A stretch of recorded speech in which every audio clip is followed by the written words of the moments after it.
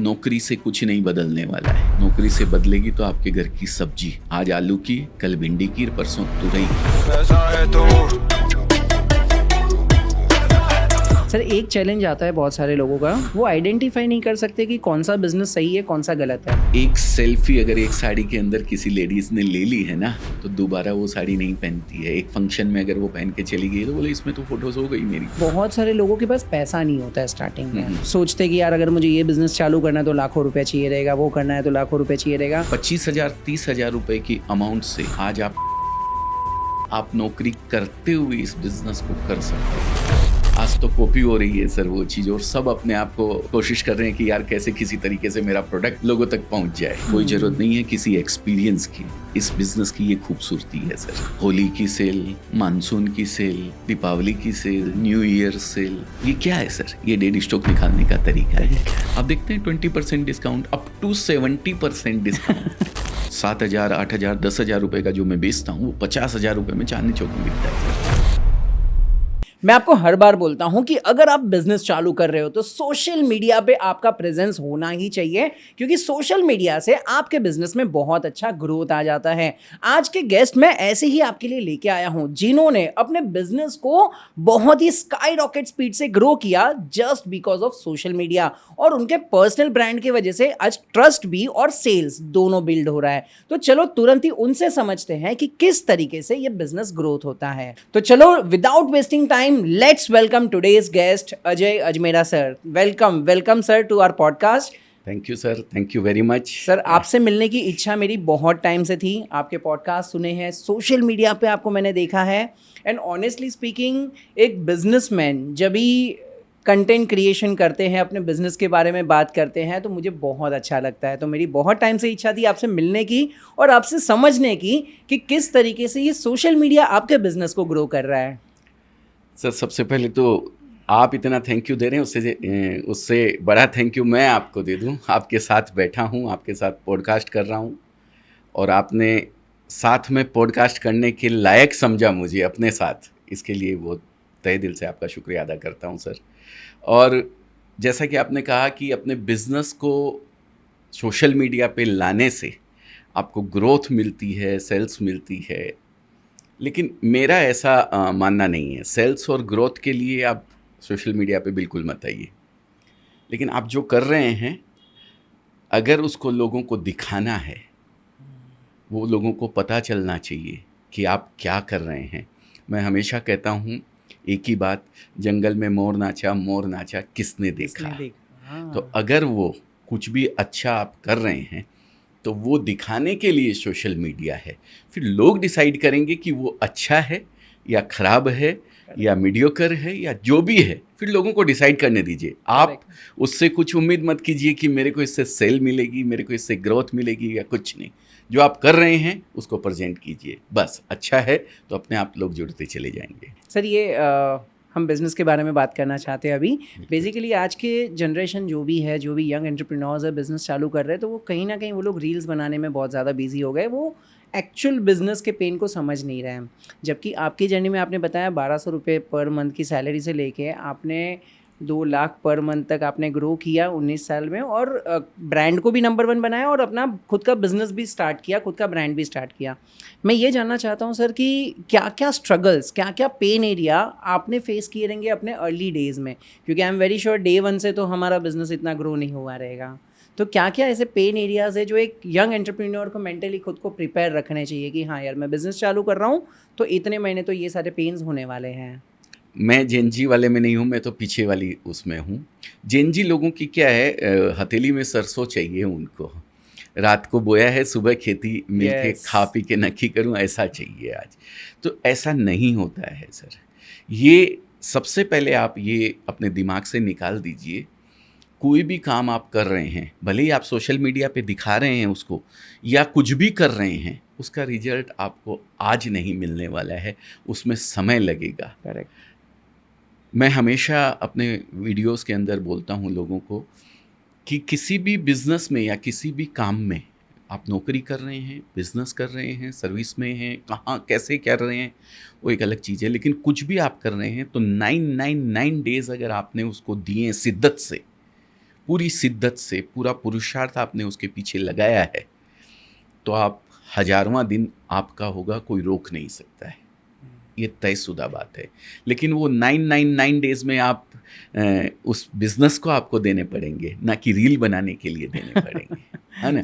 हाँ, हजारवें दिन आप रील बनाइए कि मैंने 999 दिन में ये सीखा है और आज मैं आपको ये प्रेजेंट कर रहा हूँ, तब मज़ा आएगा उस चीज़ को। बहुत तब आपका प्रेजेंट करने का तरीका भी अलग होगा, लोगों को लगेगा कि नहीं यार ये बंदा खुद जिया है इसने। करेक्ट। तो वो प्रेजेंट आप तब करें जब आप उसमें कुछ हासिल कर लें। नहीं, बहुत इंपॉर्टेंट चीज़ आपने बता दी सर। 999 डेज मतलब ऑलमोस्ट 3 साल जैसा हो गया।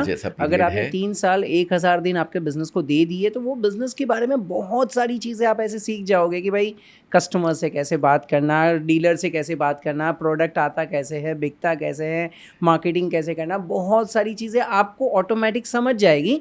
और फिर जब भी आप आकर के उसके बारे में बात करोगे तो ऑथेंटिसिटी दिखेगी। हाँ, लोग एक्चुअली क्या है, उस बिजनेस को कम प्रमोट करना चाहते हैं, वो खुद को प्रमोट करना चाहते हैं, और वो खुद को प्रमोट करना चाहते हैं, इसीलिए वो सक्सेस नहीं हो पाते हैं। Correct. आप बिजनेस को प्रमोट करने के लिए सोशल मीडिया पे आइए, आज जाना ही पड़ेगा। देखिए, कोई भी प्रोडक्ट आप बनाते हैं तो आप मार्केट प्लेस के ऊपर आप उसको सेल करते हैं, तो एक तरीके से मीडिया पे आपकी प्रेजेंस हो ही गई है। Correct. उसको प्रेजेंट करने के लिए आइए, कोई दिक्कत नहीं है। आप फेसबुक के माध्यम से, आप व्हाट्सएप के माध्यम से कोई प्रोडक्ट आप बेच रहे हैं तो उसको लोगों तक पहुंचाइए, कोई दिक्कत नहीं है उसकी। लेकिन खुद की ब्रांडिंग, आप ये सोचिए कि मैं फेमस हो जाऊंगा इस प्रोडक्ट को लेकर के, तो वो कतई नहीं होंगे। वो तभी हो पाएगा जब आप उस प्रोडक्ट और उसके नॉलेज को गेन कर लेंगे। करेक्ट। तब आपका फेस बनेगा। दो चीज़ें हैं, या तो आपके प्रोडक्ट की जानकारी आप लोगों तक पहुंचाएं या खुद को फेमस करना। आज मेरे बिजनेस से मेरा चेहरा है सर, मेरे चेहरे से मेरा बिजनेस नहीं है। आज मैं किसी को फ़ोन करके बोलूं भाई कौन बोल रहा है, बोले मैं बोलूं अजय बोल रहा हूँ। कौन अजय? इतने सारे अजय हैं। और वहीं मैं बोलता हूँ सर अजमेरा फैशन से अजय बोल रहा हूँ, अजय अजमेरा बोल रहा हूँ। अरे हाँ बोलिए सर। मेरे काम से मेरी पहचान है, मेरे नाम से मेरे बिजनेस की पहचान नहीं है सर। सो बिजनेस को इतना अच्छा बनाओ और फिर अपने नाम के साथ उसको जोड़ दो। हाँ, फिर आप पर्सनल ब्रांडिंग करो, चाहे कुछ भी करो, फिर चलेगा। हाँ, करेक्ट। सर आपने एक चीज़ बहुत अच्छी बताई, सरसों के जैसा है, हथेली में सरसों उगाने जैसा। मतलब लोगों को ऐसा चाहिए कि लाइक एकदम क्विक चाहिए, क्योंकि आज की तारीख में जेनजी की सबसे बड़ी मैं देखता हूँ। आज अभी सेबी ने एक वो डेटा दिया है सर, 93% लोग जो हैं ट्रेडिंग के अंदर पैसा गंवाते हैं, रिटेल इन्वेस्ट। ये रातों रात अमीर बनने वाले हैं सर, ये जितने भी हैं उन्हीं को पैसा चाहिए रातों रात अमीर बनने वालों को, तो वो पैसा खो के चले जाते हैं। पैसेंस बिल्कुल नहीं है सर। तो सबसे पहला एक ही पॉइंट है, पैसेंस रखें, तो आप किसी भी बिजनेस में अगर कॉम्बिनेशन के साथ हर चीज़ के साथ आप आएंगे तो रिजल्ट मिलेगा ही मिलेगा, कोई रोक नहीं सकता है। So true. सर एक चैलेंज आता है बहुत सारे लोगों का, हमारी व्यूअर्स में भी बहुत सारे लोग ऐसे हैं जो अलग अलग बिजनेस करना चाहते हैं, वो आइडेंटिफाई नहीं कर सकते कि कौन सा बिजनेस सही है कौन सा गलत है। आपने जैसे बताया 3 साल एक बिजनेस को दो, 3 साल के बाद में आप वो बिजनेस को पूरा समझ जाओगे, लेकिन 3 साल बहुत ज़्यादा नहीं हो जाते लोगों के लिए? कौन से बिजनेस में दें? नहीं, किसी भी बिजनेस में देखिए, ये तो मैं डिसाइड नहीं कर सकता हूँ, ये तो आपको खुद को डिसाइड करना पड़ेगा। हमारे टाइम पे सर गोल क्या होता है ना, हम लोग नहीं जानते थे, हम लोग को पता ही नहीं था गोल क्या होता है, आपकी विश लिस्ट क्या है, आपके फ्रेंड लिस्ट क्या है, कैसे फ्रेंड होने चाहिए, हमें कुछ भी पता नहीं था सर। 2011 में मैंने सीक्रेट पहली बुक थी मेरी जो मैंने पढ़ी थी, और आप तो उस ज़माने से हो जहाँ rich dad poor dad Robert Kiyosaki साहब की बुक्स अवेलेबल हैं। एक से एक बुक्स अवेलेबल हैं, बुक्स पढ़िए, आप खुद अपने आप में समझ जाएंगे कि आपको जीवन में क्या करना है, किसके साथ अपने 3 साल देने हैं। पर इतना ये तयशुदा बात है कि पेशेंस रखिएगा किसी भी चीज़ को। सचिन तेंदुलकर ने अगर 1 आध साल 1.5 साल में क्रिकेट की प्रैक्टिस करते हुए ये सोच लिया होता कि नहीं अब तो मैं तबला बजाऊंगा, इसमें मज़ा नहीं आ रहा है यार, हैं, तो क्या वो आज क्रिकेट का भगवान कहलाता? लता मंगेशकर ने गाते गाते फिर कुछ सालों बाद ये सोच लिया होता कि नहीं मैं पीटी ऊषा बनूंगी, दौड़ूंगी, हैं, नहीं कर तो क्या वो आज यहाँ पहुँच पाती? समय देना पड़ता है, हर एक चीज़ को देना पड़ता है। लेकिन मैं जिस बिज़नेस से जुड़ा हुआ हूँ उस बिज़नेस के बारे में बताऊँगा। टेक्सटाइल बिज़नेस किसी भी बिज़नेस के तुलना में बहुत इजी बिज़नेस है सर। मैं जो बिज़नेस की बात अभी हम आगे पॉडकास्ट में करेंगे भी, पूरा बताएंगे लोगों को आपके माध्यम से। ये बिज़नेस, रिटेल बिज़नेस जो मैंने किया, मैं मैन्युफैक्चरिंग में आया, ठीक है, लेकिन कपड़े का एक ऐसा बिज़नेस, ये बिज़नेस बहुत इजी बिज़नेस है, कोई भी कर सकता है, साइड वे में कर सकता है, मतलब एक्स्ट्रा समय के अंदर कर सकता है इस बिज़नेस को। तो अगर जितनी शिद्दत और जितनी मेहनत से किसी और बिज़नेस में आप मेहनत करते हैं ना, उतनी मेहनत अगर इस बिज़नेस में आप करें, अगर आपका इंटरेस्ट बनता है तो, इंटरेस्ट बनना बहुत ज़रूरी है सबसे पहले, अगर उतना आप इसको समय देते हैं तो 10 टाइम्स सक्सेस होने के चांसेस बाकी किसी भी बिज़नेस की तुलना में चांसेस ज़्यादा है, 10 टाइम्स टेक्सटाइल में। ये मैं क्योंकि कहना चाहता हूँ। हर किसी की नीड है ना, वो हर किसी के घर पे चाहिए सर कपड़ा। हर किसी को नहीं, आप कहाँ बेचना चाहते हो आपके ऊपर है। मैं मुंबई में बेचना चाहता हूँ कपड़ा, तो लगभग मेरे ख्याल से आज 12-13 करोड़ की पॉपुलेशन है, ठीक है। मैं महाराष्ट्र में बेचना चाहता हूँ तो 15-20 करोड़ की है। मैं अगर पूरे इंडिया लेवल पे बेचना चाहता हूँ तो 140 करोड़ है। मैं चाहता हूँ कि नहीं, पूरी दुनिया को बेचूँ मैं कपड़ा, तो 800 करोड़ कंज्यूमर आपके पास अवेलेबल हैं, इस कपड़े की नीड है। आप कहाँ तक पहुँच पाते हो ये आपके ऊपर डिपेंड है। एक सेकंड, सुनिएगा ध्यान से मेरे वर्ड्स को, एक सेकंड भी कोई बिना कपड़ों के नहीं रह सकता, ऐसा प्रोडक्ट है ये। अमेजिंग। हाँ, इस एंगल से कभी नहीं सोचा था। बिल्कुल सर। लोग हमेशा बोलते कि अगर आपको अच्छा पैसा बनाना है तो रियल एस्टेट में जाओ, गोल्ड में जाओ, इन्वेस्टमेंट में जाओ, लेकिन कभी कपड़े के बारे में ज़्यादातर लोग सोचते नहीं हैं। बड़े बुजुर्ग कहते हैं सर, रोटी, कपड़ा और मकान, हाँ, ये 3 चीज़ें ऐसी है जो असेंशियल है। लेकिन मैं कहता हूँ आने वाले समय में साइंस शायद ऐसी तरक्की कर ले कि एक कैप्सूल या कुछ एक दवाई, ऐसी टेबलेट अपने को दे देगा कि पूरे दिन का काम तेरा चल गया, कोई ज़रूरत नहीं सारे है, न्यूट्रिशन मिल तो रोटी नहीं चाहिए। आज मकान मुंबई में इतने महंगे हो रखे हैं कि भाई साहब कहाँ से लेगा। तो बेचारे ऐसी हालत है कि वो नहीं आते हैं कंटेनर जो, आज उसमें भी मकान बनने लग गए हैं, तो उसमें भी उससे ज़रूरत पूरी हो जा रही है उनकी। लेकिन कितनी भी साइंस तरक्की कर ले, कितने भी उसमें पहुंच जाए, कपड़े के बगैर तो 1 मिनट कोई नहीं रह सकता है। कोई ऐसा कैप्सूल नहीं आएगा या कोई भी ऐसी कोई दवाई या कुछ भी नहीं आने वाला है कि वो आदमी को बिना कपड़े के रख लेवे। हाँ, वो गायब होने वाला मिस्टर इंडिया कोई आ जाए तो बात अलग है, देखिए।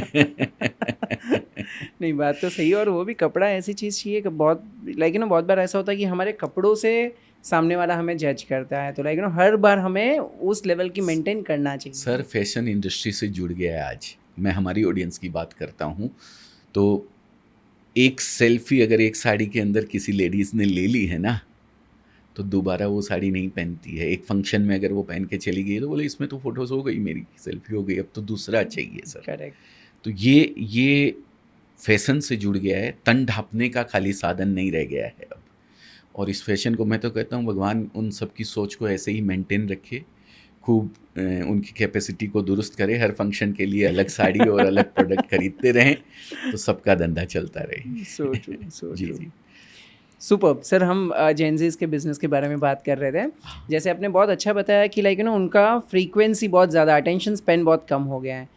सेम वे वो लोग बिज़नेस में भी यही करते हैं। बहुत सारे ऐसे बिज़नेस ओनर्स होते हैं जो शायद आज एक बिज़नेस चालू करेंगे, 2 महीना 3 महीना ट्राई करेंगे, फिर सोचेंगे कि नहीं यार ये नहीं करना है। आई एम वेरी श्योर आपने भी इतने सारे लोगों को एम्पावर किया है बिज़नेस चालू करने के लिए, तो शायद ऐसा चैलेंज आपके पास भी आया रहेगा। आता है सर। तो उनको कैसे समझाया जाए कि भाई एक बिज़नेस में डटे रहो, एक 3 साल तक, 4 साल तक? मैंने बताया लता मंगेशकर, मैंने बताया आपको सचिन तेंदुलकर, कोई भी बिजनेस, मैं कपड़े के बिजनेस के बारे में ही नहीं कह रहा हूँ, आप किसी भी लाइन में हैं, आप डॉक्टर बनते हैं यार तो आपको 3 साल 4 साल का कोर्स करना पड़ता है, इंजीनियर बनते हैं तो आपको 3-4 साल, हर कुछ भी आप बनना चाहते हैं। आज एलन मस्क की अपन बात करते हैं तो ऐसे ही थोड़ी, एक समय पे हमारे बड़े बुजुर्ग कहा करते थे कि क्यों नहीं सीख सकता है तू, कोई रॉकेट साइंस है क्या?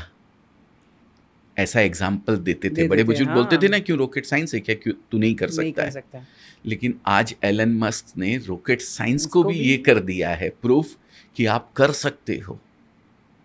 सही आपको है। वहाँ उन्होंने कोई रॉकेट साइंस की पढ़ाई थोड़ी करी सर, हाँ, उन्होंने जो किया प्रैक्टिकल किया, करेक्ट, खुद करेक्ट, सीखे। करेक्ट। बोले कि मैं 3 साल अगर कॉलेज को दे दूंगा तो बहुत समय निकल जाएगा, धड़ाधड़ धड़ाई धड़ाधड़ धड़ाधड़ पढ़ने लगे, अपनी बुक्स की तैयारी करने लगे, और आज अ, दुनिया की सबसे बड़ी स्पेस एक्स कंपनी को बना दिया है सर, एक नंबर इंसान है। तो देखिए ऐसा है कि आपको शिद्दत से उसके पीछे लगना पड़ेगा, और आपके टाइम पे आज ऐसे ऐसे प्लेटफॉर्म अवेलेबल है जहां आप हर चीज़ सीख सकते हो। 999 दिन भी हमारे जैसी एज वालों के लिए थे, आपके लिए तो 999 दिन भी नहीं है। आप शिद्दत से उसके पीछे लग जाओ तो यूट्यूब पे हर चीज़ सीखने को मिलती है। करेक्ट। कपड़े का बिजनेस है, गिटार सीखने वालों को आज गिटार सीखने के लिए बाहर जाने की ज़रूरत नहीं पड़ती। मेरे भांजा रहता है यहाँ पे, उसने यूट्यूब से गिटार बजाना सीख लिया, वो पियानो बजाना सीख लिया यूट्यूब से। मैं बोला यार गजब है, गजब हो गया, है ना। तो आज आपके पास बहुत सारे प्लेटफॉर्म हैं, आपके पास इतने सारे मेंटोर अवेलेबल हैं जिनको आपको जाके क्लास ज्वाइन करने की ज़रूरत नहीं है, सब अवेलेबल पड़े हैं यहाँ पे, क्या बोलते हैं, सोशल मीडिया पे। ये है सोशल मीडिया की पावर जिसकी हम बात कर रहे हैं अभी। So true, so true. Books available हैं, ऐसी ऐसी बुक्स। हमारे टाइम पे तो बुक्स होती तो थी लेकिन कोई बताने वाला नहीं था, कोई गाइड करने वाला नहीं था। आज लेकिन सर और हम जैसे लोग बैठे हुए आप लोगों को बताते हैं कि भाई बुक्स में समय दीजिए। मैंने 2011 में द सीक्रेट बुक, नाम भूल गया उनका, बड़ा वो नाम है, आप कमेंट करके बताइएगा जो उनके ऑथर हैं। कुछ माइंड पावर के ऊपर बहुत अच्छी बुक है, बहुत ज़बरदस्त बुक है, कमेंट करके बताइएगा आप लोग। तो ऐसी बुक्स हैं अवेलेबल जो आप पढ़ेंगे तो आपका मैं कहता हूँ आने वाले जीवन जो है ना सुधर जाएगा पूरा। सर एक और क्वेश्चन बिजनेसमैन के लिए जो बिजनेस चालू करना चाहते हैं, अगर मैं आज सोचूं कि चलो मुझे बिजनेस चालू करना है, तो एक तो होता है कि कौन सा बिजनेस करूं, उसमें आपने बता दिया कि कपड़े का बिजनेस तो बहुत अच्छा होता है। मैंने कपड़े का किया मतलब है, आपने किया है और वो हूँ। नीड है, वो सच्चाई है, हर किसी की नीड बिल्कुल। है। लेकिन एक सेकंड क्वेश्चन आता है कि बहुत सारे लोगों के पास पैसा नहीं होता है स्टार्टिंग में, सोचते कि यार अगर मुझे ये बिजनेस चालू करना है तो लाखों रुपए चाहिए रहेगा, वो करना है तो लाखों रुपए चाहिए रहेगा। तो क्या कोई ऐसा तरीका है जिससे कम पैसे से भी हम बिजनेस चालू कर सकें? सर एक ये मेंटली लोगों के दिमाग में भरा रहता है कि बिजनेस अगर करने जाऊं तो लाखों रुपए की या करोड़ों रुपए की ज़रूरत रहती है। लेकिन मैं एक आपको बताना चाहता हूं, अगर कपड़े का बिजनेस आप करना चाहते हैं तो ये बिज़नेस ऐसा है, हालांकि और भी 2-4-5 बिज़नेस ऐसे हैं जो बहुत छोटी अमाउंट से आप कर सकते हैं, लेकिन कपड़े के बिज़नेस में 25,000 30,000 रुपये की अमाउंट से आज आप हमारे साथ जुड़ करके आप नौकरी करते हुए इस बिज़नेस को कर सकते हो एक्स्ट्रा समय के अंदर। और आज लगभग हमारे साथ 1 से 1.5 लाख कस्टमर हमारे साथ जुड़े हुए हैं जिन्होंने इस बिज़नेस को हमारे साथ जुड़ करके स्टार्ट किया। उसमें सब 25,000 वाले नहीं हैं, लेकिन मैं बताना चाहता हूं कि 10,000 से ज़्यादा महिलाएं हैं ऐसी जिन्होंने इस बिज़नेस को 25,000 50,000 या लाख रुपए लगा करके स्टार्ट किया था इस बिज़नेस को घर से। और उसमें से 200 प्लस लेडीज ऐसी होंगी जो आज अपने इस बिज़नेस को शॉप में कन्वर्ट कर चुकी हैं, एक शोरूम में कन्वर्ट कर चुकी हैं, और घर का कोई जेंट्स भी इन्वॉल्व है उनके साथ, मेन अर्निंग पर्सन बनी हुई हैं घर की। वो कितना प्राउड मोमेंट होता होगा ना उनके लिए, सच उनके लिए तो है ही है सर, हमारे लिए कितना प्राउड मोमेंट है सर। ट्रू। कि इतने लोग बिज़नेस कर सके हमारे साथ जुड़ करके, ऐसा माध्यम हम बन सके, ऐसा निमित्त ऊपर वाले ने हमें बनाया। ये हमारे लिए बहुत बड़ी बात है सर। सर ये थोड़ा मुझे डिटेल में बताइए, मतलब कैसे अगर कोई 25,000 रुपया दे करके आपके साथ जुड़ सकते हैं और बिजनेस चालू कर सकता है? जी, एक्चुअली अगर आप ऑलरेडी नौकरी कर रहे हैं या आप कोई बिजनेस के अंदर हैं, ठीक है, मैं हमेशा कहता हूँ खासकर लोगों को जो नौकरी करते हैं उनको, कि नौकरी से कुछ नहीं बदलने वाला है। नौकरी से बदलेगी तो आपके घर की सब्जी, आज आलू की, कल भिंडी की, परसों तुरई की। अगर ज़िंदगी आपको बदलनी है तो बिज़नेस की ओर अग्रसर आपको होना पड़ेगा। बिजनेस करना पड़ेगा, तभी आप कुछ कर सकते हो। मैंने 19 साल नौकरी करी थी, मैं कुछ नहीं बदल पाया, लेकिन उसके बाद मैंने बदला, इतने 1.5 लाख लोगों को अपने साथ जोड़ा और बिजनेस करवा पाया। तो ये मेरे बिजनेस की ताकत थी। तो वही मैं आपसे कहना चाहता हूँ, आप करते रहो नौकरी में। इसका मतलब ये नहीं कि मैं ये कह रहा हूँ कि नौकरी छोड़ दो।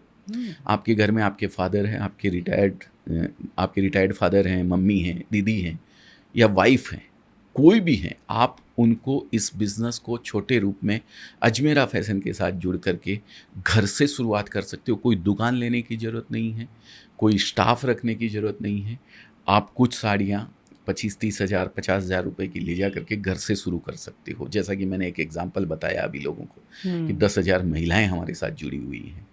अमेजिंग। सो वो प्रोडक्ट ले जाती हैं अपनी सोसाइटी में, अपने जो रिलेशन वाले हैं, अपना जो सर्कल है, उन सबको इन्फॉर्म करती हैं कि मैं सूरत से एक ऐसे ब्रांड का कपड़ा लेके आई हूँ, और डायरेक्ट उस प्राइस के अंदर जिस प्राइस में एक डीलर और होलसेलर को दिया जाता है, और वो ले जाके अपना बिजनेस शुरू करती हैं।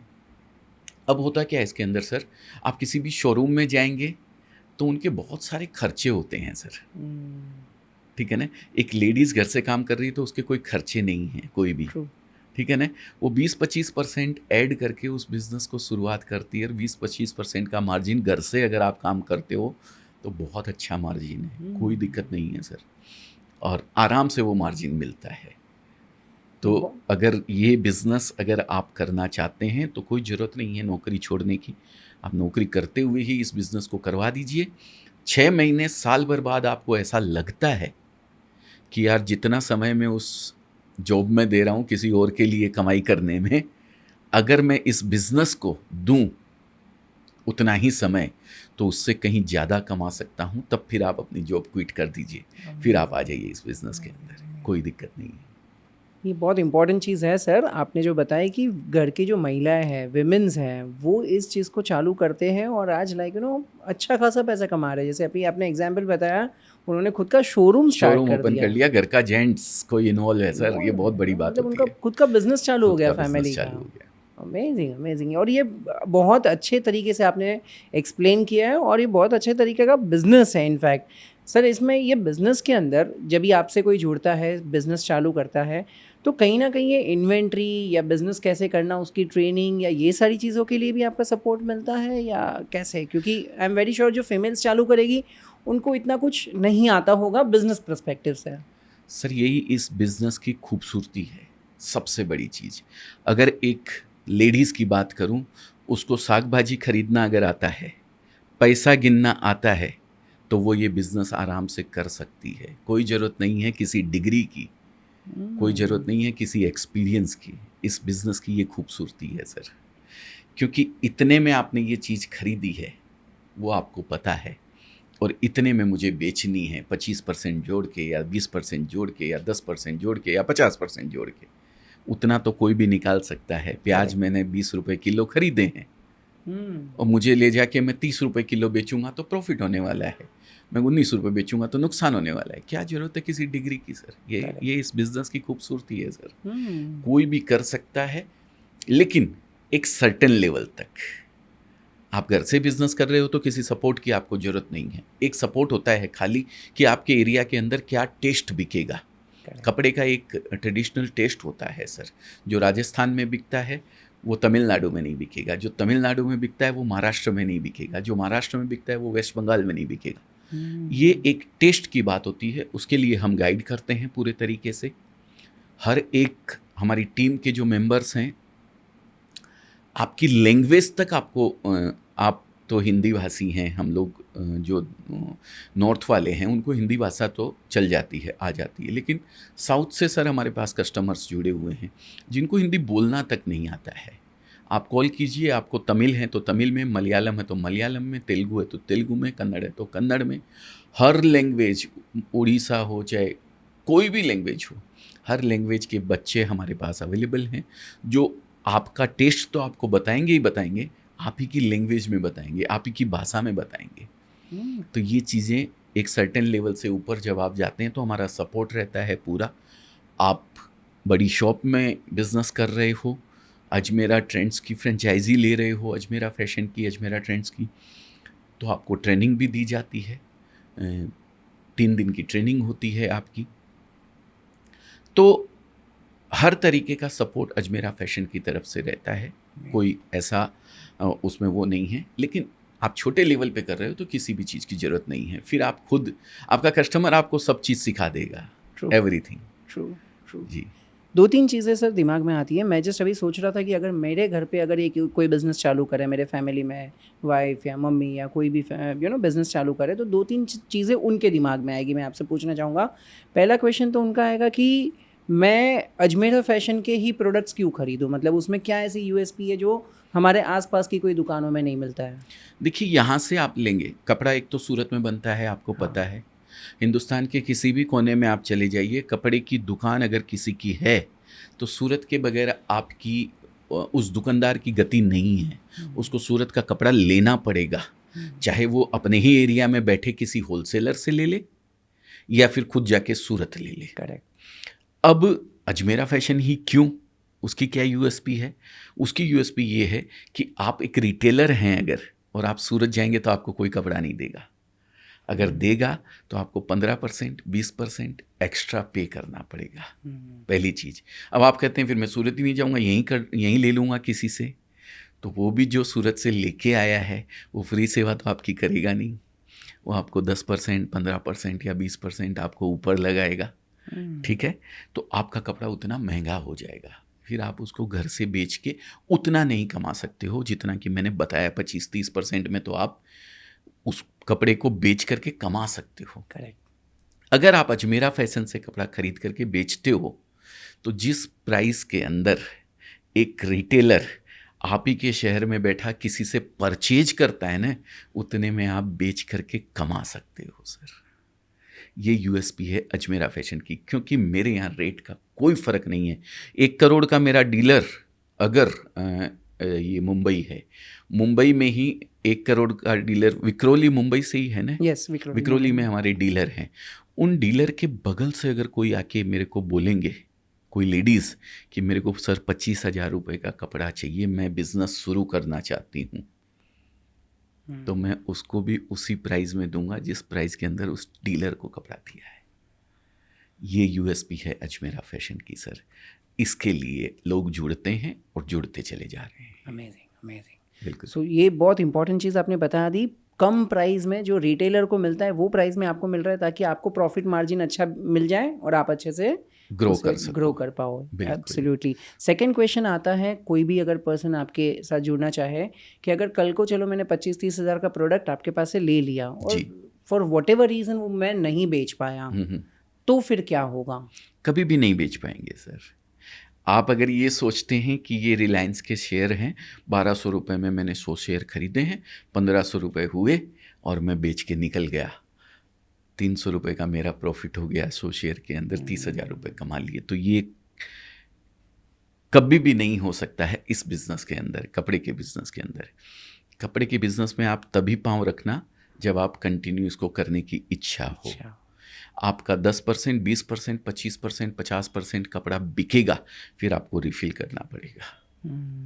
जैसे आप गाड़ी चाहे मारुति की ले लो, चाहे मर्सिडीज़ ले लो, फिर आप बोलो कि नहीं मैं तो टेस्ला की ले लूँगा।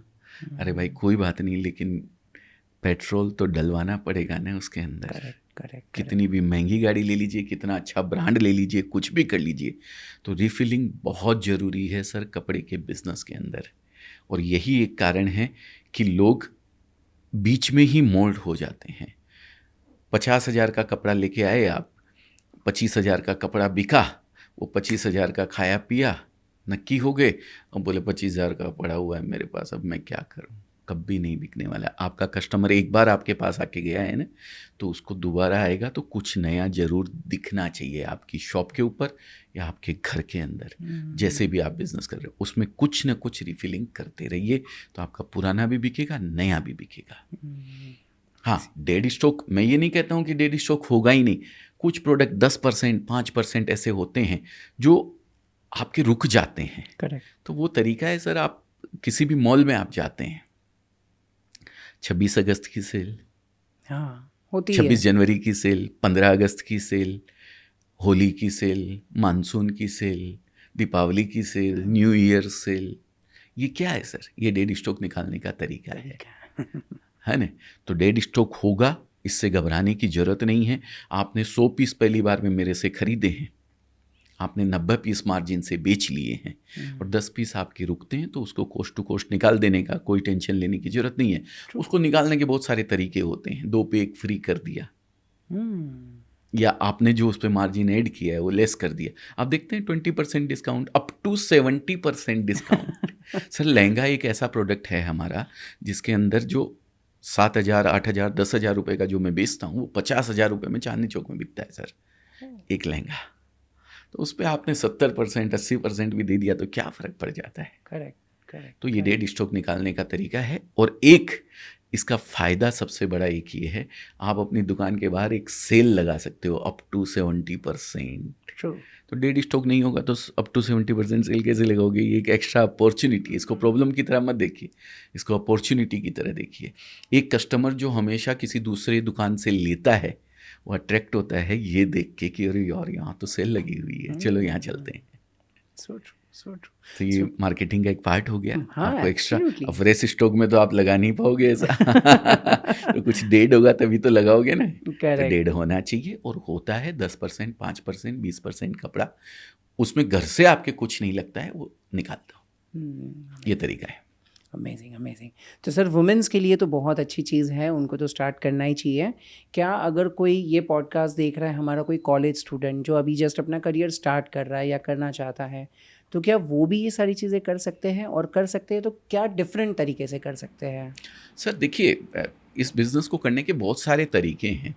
ये छोटा सा एक वुमेंस का मैंने एग्जाम्पल दिया है। एक कि आपके मन में एक ये रहती है कि मैं बिज़नेस के लिए तो लाखों करोड़ों रुपए चाहिए, 10, 20, 50 लाख रुपए चाहिए तब बिज़नेस हो सकता है, नहीं तो वो मिथ को दूर करने के लिए हमने इतनी बात करी है। करेक्ट। ऐसा नहीं है। अगर आप कैपेबल हैं और आपके पास पैसे हैं तो बहुत सारे तरीके से आप हमसे जुड़ सकते हैं। आप होलसेलर बन सकते हैं, आप डीलर बन सकते हैं, आप रिटेलर बन सकते हैं, आप ऑनलाइन के मास्टर बन सकते हैं। आज इतने सारे मार्केट प्लेस जहाँ पे ये सेल होता है, आप रजिस्टर करके उनके ऊपर कपड़ा बेच सकते हैं। बहुत सारे तरीके, ऐसे ऐसे यूथ अवेलेबल हैं हमारे पास में जिनका कोई बिजनेस एड्रेस नहीं है। उन्होंने घर के नंबर से जीएसटी नंबर लेके रखा हुआ है, घर पे एक फर्म बनाई हुई है और कपड़ा ले जाके अमेजोन पे बेचते हैं, फ्लिपकार्ट पे बेचते हैं और मिंत्रा पे बेचते हैं। इतने सारे प्लेटफॉर्म हैं, किस किस का नाम लो सर। तो आज आपके पास जितना इंफ्रास्ट्रक्चर मौजूद है, शायद हमारे समय पे तो कुछ भी नहीं था। आपकी करने की इच्छा खाली होनी चाहिए, इच्छा शक्ति आपकी मजबूत होनी चाहिए कि मुझे ये करना है, तो कोई आपको रोक नहीं सकता है। True, so true. सर ये बिज़नेस को ऑनलाइन कितना इम्पैक्ट करता है? क्योंकि अभी बहुत सारे बिजनेसेस ऐसे हैं जिसमें ऑनलाइन जो चीज़ें आ गई है वो बिज़नेस डाउन हो रहे हैं, और कहीं ना कहीं ये ट्रेडिशनल बिज़नेस ही माना जाएगा, साड़ी और कपड़े बेचना।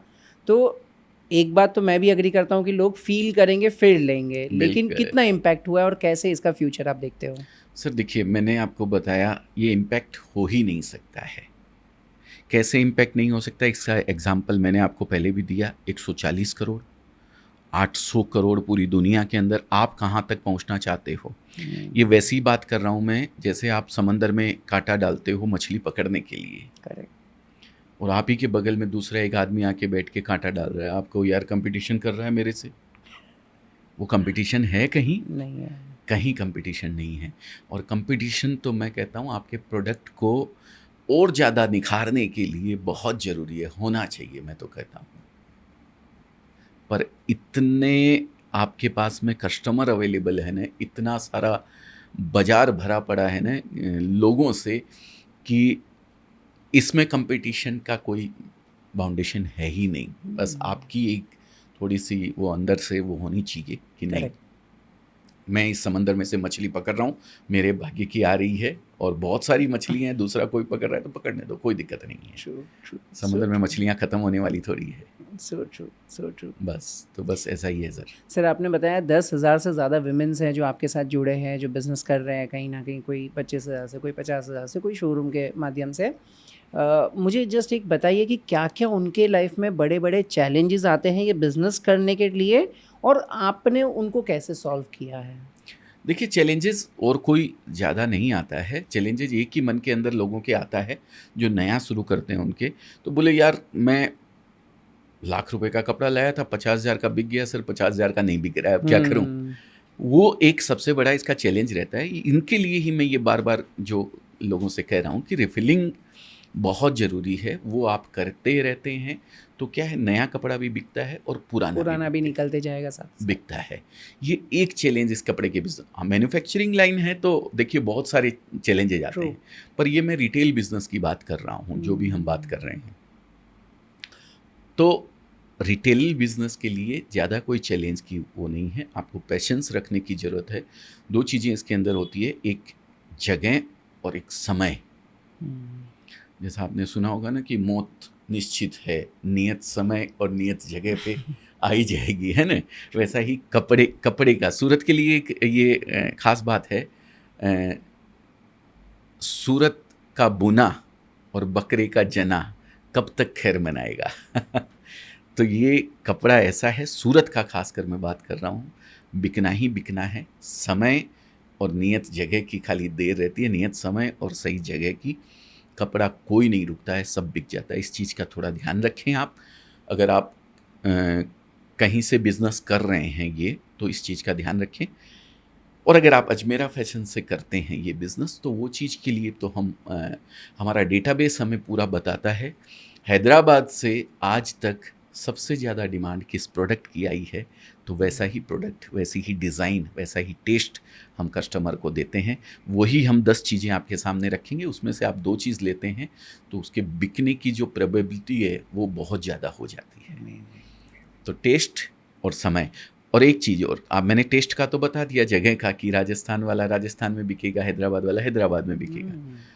समय, लगन में बिकने वाली चीज़ लगन में ही बिकती है, दीपावली में बिकने वाली चीज़ दीपावली में ही बिकेगी, राखी में बिकने वाली चीज़ राखी में ही बिकेगी। ये खासकर मैं वुमेंस वियर्स जो साड़ी होती है, उसके लिए खास मैं बात कर रहा हूँ। दीपावली पे हमेशा कपड़ा जो बिकता है ना, वो खुद यूज़ करने के लिए लोग खरीदते हैं। लगन, शादी, मैरिज सीज़न जो आती है, उसके अंदर देने लेने के लिए कपड़ा बिकता है। तो ये सब चीज़ों का थोड़ा-सा आप ध्यान रखें, बाकी हमारी टीम तो गाइड करने के लिए है ही है। Absolutely, absolutely. और आप में से अगर किसी को भी ऐसा लग रहा है कि ये बिज़नेस आज से ही शुरू करना है, तो मैंने नीचे डिटेल्स दिया हुआ है। Sir, I would request you please, अगर आपकी टीम, अगर उनको गाइड कर सको कि कैसे बिज़नेस चालू करना, क्योंकि आई एम रियली कन्विंस्ड। मैं जस्ट अभी बैक ऑफ द माइंड वही सोच रहा था कि अगर मेरे फैमिली में या मेरे आसपास में अगर किसी ने बिज़नेस किया होता तो यार कितना आसान हो जाता, उनके लिए भी एक काम मिल जाता, क्योंकि आज बहुत सारी वीमेंस घर पे रहती है, उनको एक एक फ्री टाइम में कुछ काम चाहिए कि भाई कुछ करना है, मुझे भी पैसा कमाना है, आगे बढ़ना है। सर, ये पुरुष प्रधान देश है हमारा हिंदुस्तान। एक लिपस्टिक भी खरीदनी होती है ना, तो उसको कहीं ना कहीं जाकर के अपने हस्बैंड या अपने फादर या अपने ब्रदर के आगे हाथ फैलाना पड़ता है। सक्षम परिवार से है तो वो पैसा दे भी दिया जाता है उसको, 500 रुपये निकाल के, 5,000 रुपये निकाल के, अलग अलग परिवार। लेकिन शाम को कहीं ना कहीं उससे हिसाब जरूर मांग लिया जाता है। हम ये चाहते हैं कि कम से कम अगर आप रोड पे चलते हुए जा रहे हो और एक कान की बाली आपको पसंद आ गई, या नाक की नथनी आपको पसंद आ गई, एक बिंदिया पसंद आ गई, या एक लिपस्टिक आपको पसंद आ गई है, तो किसी को पूछने की या किसी को हिसाब देने की आपको ज़रूरत ना पड़े। इतना इंडिपेंडेंट आप अपने आप को खुद को बना लें। बस इतना हम चाहते हैं, और वो इस बिज़नेस से ही आप बन सकते हैं, कपड़े के बिज़नेस से या किसी भी और बिज़नेस से। हमारे माननीय प्रधानमंत्री जी कहते हैं वुमेन एम्पावरमेंट। क्या है वुमेन एम्पावरमेंट? यही है ना, हमारी जीडीपी में कहीं ना कहीं महिलाओं का योगदान हो जाए। ये जीडीपी में योगदान है सर, आप अपना खर्चा खुद उठा ले रहे हो, ये भी बहुत बड़ी बात है। और मैं 10,000 महिलाओं की बात करता हूँ जो खुद का खर्चा छोड़िए अपने परिवार का पेट पाल रही हैं सर, उनके घर का जेंट्स उनके साथ इन्वॉल्व है। कितनी बड़ी बात है। क्या जीडीपी में उनका सहयोग नहीं है हमारी जीडीपी को ग्रो करने में? इसलिए तो मोदी जी बार बार बोलते हैं हमारे हिंदुस्तान की महिलाओं का योगदान बिल्कुल नहीं है हमारी जीडीपी को ग्रो करने में, उनका सहयोग होना चाहिए। वो भी खाली चकला बेलन लेके रोटी सब्जी बनाने के लिए नहीं है। मैं हाथ जोड़ के माफ़ी चाहता हूँ, बहुत बड़ा काम आप करते हैं। एक दिन अगर हम लोग को बोल दिया जाए तो हम नहीं कर सकते हैं। एक सिंगल डे हम नहीं संभाल सकते हैं, बहुत बड़ा काम, लेकिन उसके बाद भी कहीं ना कहीं समय आप लोग के पास रहता है। तो आप अपने आप को इस बिज़नेस से या किसी भी बिज़नेस से, जो भी आपकी इच्छा करे, उससे आप कनेक्ट करो, जिससे किसी के आगे आपको हाथ फैलाने की ज़रूरत ना पड़े। So true, so true. एक बहुत बड़ा पेन एरिया है जो शायद कोई मेल उसके ऊपर ध्यान नहीं देता है बिल्कुल कि सर। फीमेल्स को हिसाब देना पड़ता है, फीमेल्स को पैसे की कैलकुलेशन करनी पड़ती है, मांगना पड़ता है। मानना। और अगर ये चीज़ अगर उन्होंने करना स्टार्ट कर दिया तो बिलीव मी, लाइक खुद का पैसा खुद के हाथ में रहेगा, खुद से वो अपने शौक एटलीस्ट पूरे कर सकते हैं और सके। खुद के खर्चे निकाल सकते हैं। सो बिल्कुल। Very true. I feel her woman को ये काम शुरू करना चाहिए, और अगर किसी को भी करना है तो सर की जो जर्नी है वो आपके लिए लाइक एक रोड मैप है कि किस तरीके से सर ने ग्रो किया, किस तरीके से वो सपोर्ट कर रहे हैं आपको बिजनेस ग्रो करने के लिए, और उसका स्टार्टिंग पॉइंट नीचे हमने डिस्क्रिप्शन में दिया हुआ है, आप कांटेक्ट करिए और अपनी जर्नी आज से ही शुरू कीजिए। सर अगेन आपके बिजनेस के बारे में मुझे जानना है, मतलब बेसिकली हमने आप किस तरीके से सपोर्ट करते हो लोगों को, किस तरीके से बिज़नेस को ग्रो किया, वो तो मैंने जान लिया, लेकिन मैं थोड़ी सी आपका माइंडसेट जानना चाहता हूँ, क्योंकि आप 19 साल आपने एक इंडस्ट्री को दिए और फिर आपने अपना ये बिज़नेस चालू किया। तो मैं जानना चाहता हूँ कि सर क्या क्या चीज़ें ऐसी हैं जो आपने वहाँ से सीखी और अपने नए बिज़नेस में आपने इम्प्रूव कर ली? सर बहुत सारी चीज़ें हैं, बहुत सारी, इतनी चीज़ें हैं कि मैं अभी डिफ़ाइन करने जाऊंगा तो नहीं कर पाऊंगा, लेकिन एक चीज़ मैं थोड़ा सा ये कहना चाहता हूँ। एक तो फोकस्ड होके रहना किसी भी काम में। एक पर्टिकुलर, मैं टेक्सटाइल बिजनेस की ही बात नहीं कर रहा हूँ, किसी भी काम में, किसी भी व्यवसाय में, किसी भी नौकरी में या कहीं भी आप हैं, फोकस्ड होके उस काम को आपको करना चाहिए। दूसरा चीज़, पेशेंस एक बहुत ज़रूरी है सर। आज लोगों को पेशेंस नहीं होता है कि बस मेरी सैलरी आज लाख रुपए है या 10,000 रुपये या 50,000 रुपये है, फटाफट फटाफट बस बढ़ती ग्रो हो चली जाए जाए, मैं धड़ाधड़ धड़ाधड़ धड़ाधड़, है ना। तो सैलरी के रिलेटेड या बिजनेस के रिलेटेड कोई भी चीज़, ग्रो एक लिमिट के अंदर कभी भी होता है। पेशेंस के साथ आप उसको समय देते हैं तो ग्रो होगा ही होगा, कोई रोक नहीं सकता है। तो पेशेंस और फोकस, ये दो चीज़ें ऐसी है जिसने मुझे भी, मेरे को ध्यान है जब मैं नौकरी करता था तो मैं कोई हमारे रिलेशन में फंक्शन होते थे सर, तो मैं मैं जा ही नहीं पाता था कहीं भी, वाइफ को भेजता था, क्योंकि ऐसा समय था उस समय सर, इंफ्रास्ट्रक्चर इतना नहीं था। नाइट करनी पड़ती थी हमको डिस्पैच करने के लिए, कपड़ा भेजने के लिए। तो मैं सुबह 9:50 पे अपनी शॉप खोलता था जब मैं सर्विस करता था, रात को 10 बजे आके घर खाना खाया और फिर वापस जाता था, और सुबह 5 बजे घर जाता था और फिर वापस 9:50 पे आ जाता था वापस। तो ये पेशेंस के साथ, मैं भी उस समय थक सकता था, अरे मुझे सैलरी तो इतनी मिलती है, बस मुझे क्या ज़रूरत है ये पूरा 12 घंटे की जगह 24-24 घंटे या 18-18 घंटे 20-20 घंटे काम करने की। तो वो ऐसा नहीं होना चाहिए। आपको अगर 1,000 रुपये मिल रहे हैं कहीं भी, तो आप सामने वाले को 1,100 रुपये का काम करके कैसे दे सकते हो, ये चीज़ आप समझिए। ये उस कंपनी के लिए तो फ़ायदे में है ही है जिस कंपनी में आप काम कर रहे हो, लेकिन आपके लिए बहुत ज़बरदस्त ग्रोथ करने का एक जरिया है, एक तरीका है। कभी भी ये मत सोचिए कि भाई आप 1,000 मिल रहा है तो मैं 1,000 का काम, शाम को 9 बजे घड़ी देखी अब जाना है, बस वो नहीं, घड़ी देखनी ही नहीं है, काम करते जाना है, करते जाना है। ट्रू। सर इतना बिजनेस आपने ग्रो कर लिया, एक सूरत से आपने स्टार्ट किया, और अब आज मेरे ख्याल से कितने फ्रेंचाइजीज रहेंगे, इतने सारे फ्रेंचाइजीज आपने ग्रो कर लिए पैन इंडिया में। तो आपने क्वालिटी को कैसे कंट्रोल किया और एक पर्सनल टच कैसे लोगों के साथ बना के रखा है? क्वालिटी कंट्रोल, देखिए मेरा एक शुरू से सर ऐसा है, मैं जब शुरू किया था 2011 में अजमेरा फैशन, तो 10 बाई 10 की एक शॉप थी, इतनी बड़ी जितना ये है, इतना बड़ा शॉप था। लेकिन मैंने हमेशा अपने आप को क्या किया कि अगर आप जो काम कर रहे हो वो काम आप जितना तो शायद कोई नहीं कर पाएगा, लेकिन 80% भी कोई अगर कर लेता है ना, तो उस काम को आप उसको डेडिकेट कर दो। हमारे बिंद्रा जी बोलते हैं कि आई सी यू डू, नहीं, I do you see and then you do I see. ठीक है ना। तो ये चीज़ आप डेडिकेट जब तक नहीं करोगे काम, तब तक आप ग्रो नहीं कर पाओगे। टीम आपके पास जब तक नहीं होगी, आप किसी भी बिजनेस के अंदर सक्सेस नहीं हो सकते हैं। सब कुछ आप ये चाहो मैं ही कर लूँ, तो बड़ा नहीं बन सकता है आदमी कभी भी। और मैंने शुरू से यही काम किया सर। मैं डेडिकेट करता गया काम को, डेडिकेट करता गया, एक हायरार्की पूरी मेंटेन हो गई आज हमारे यहाँ पे। तो मैं अपने आप को फ्री रखता हूँ क्रिएशन के लिए, नया क्या कर सकते हैं आज, वो चीज़ के लिए। आपने पूछा क्वालिटी कैसे मेंटेन करते हैं, उसकी पूरी की पूरी टीम है सर हमारी, जो क्वालिटी कंट्रोल के ऊपर, पूरा क्यूसी के ऊपर हर तरीके से काम करती है। हर एरिया के अंदर हमारी एक टीम 5 लोगों की पूरा ऑल ओवर इंडिया के अंदर घूमती रहती है। अभी हम ग्लोबली जाना चाहते हैं।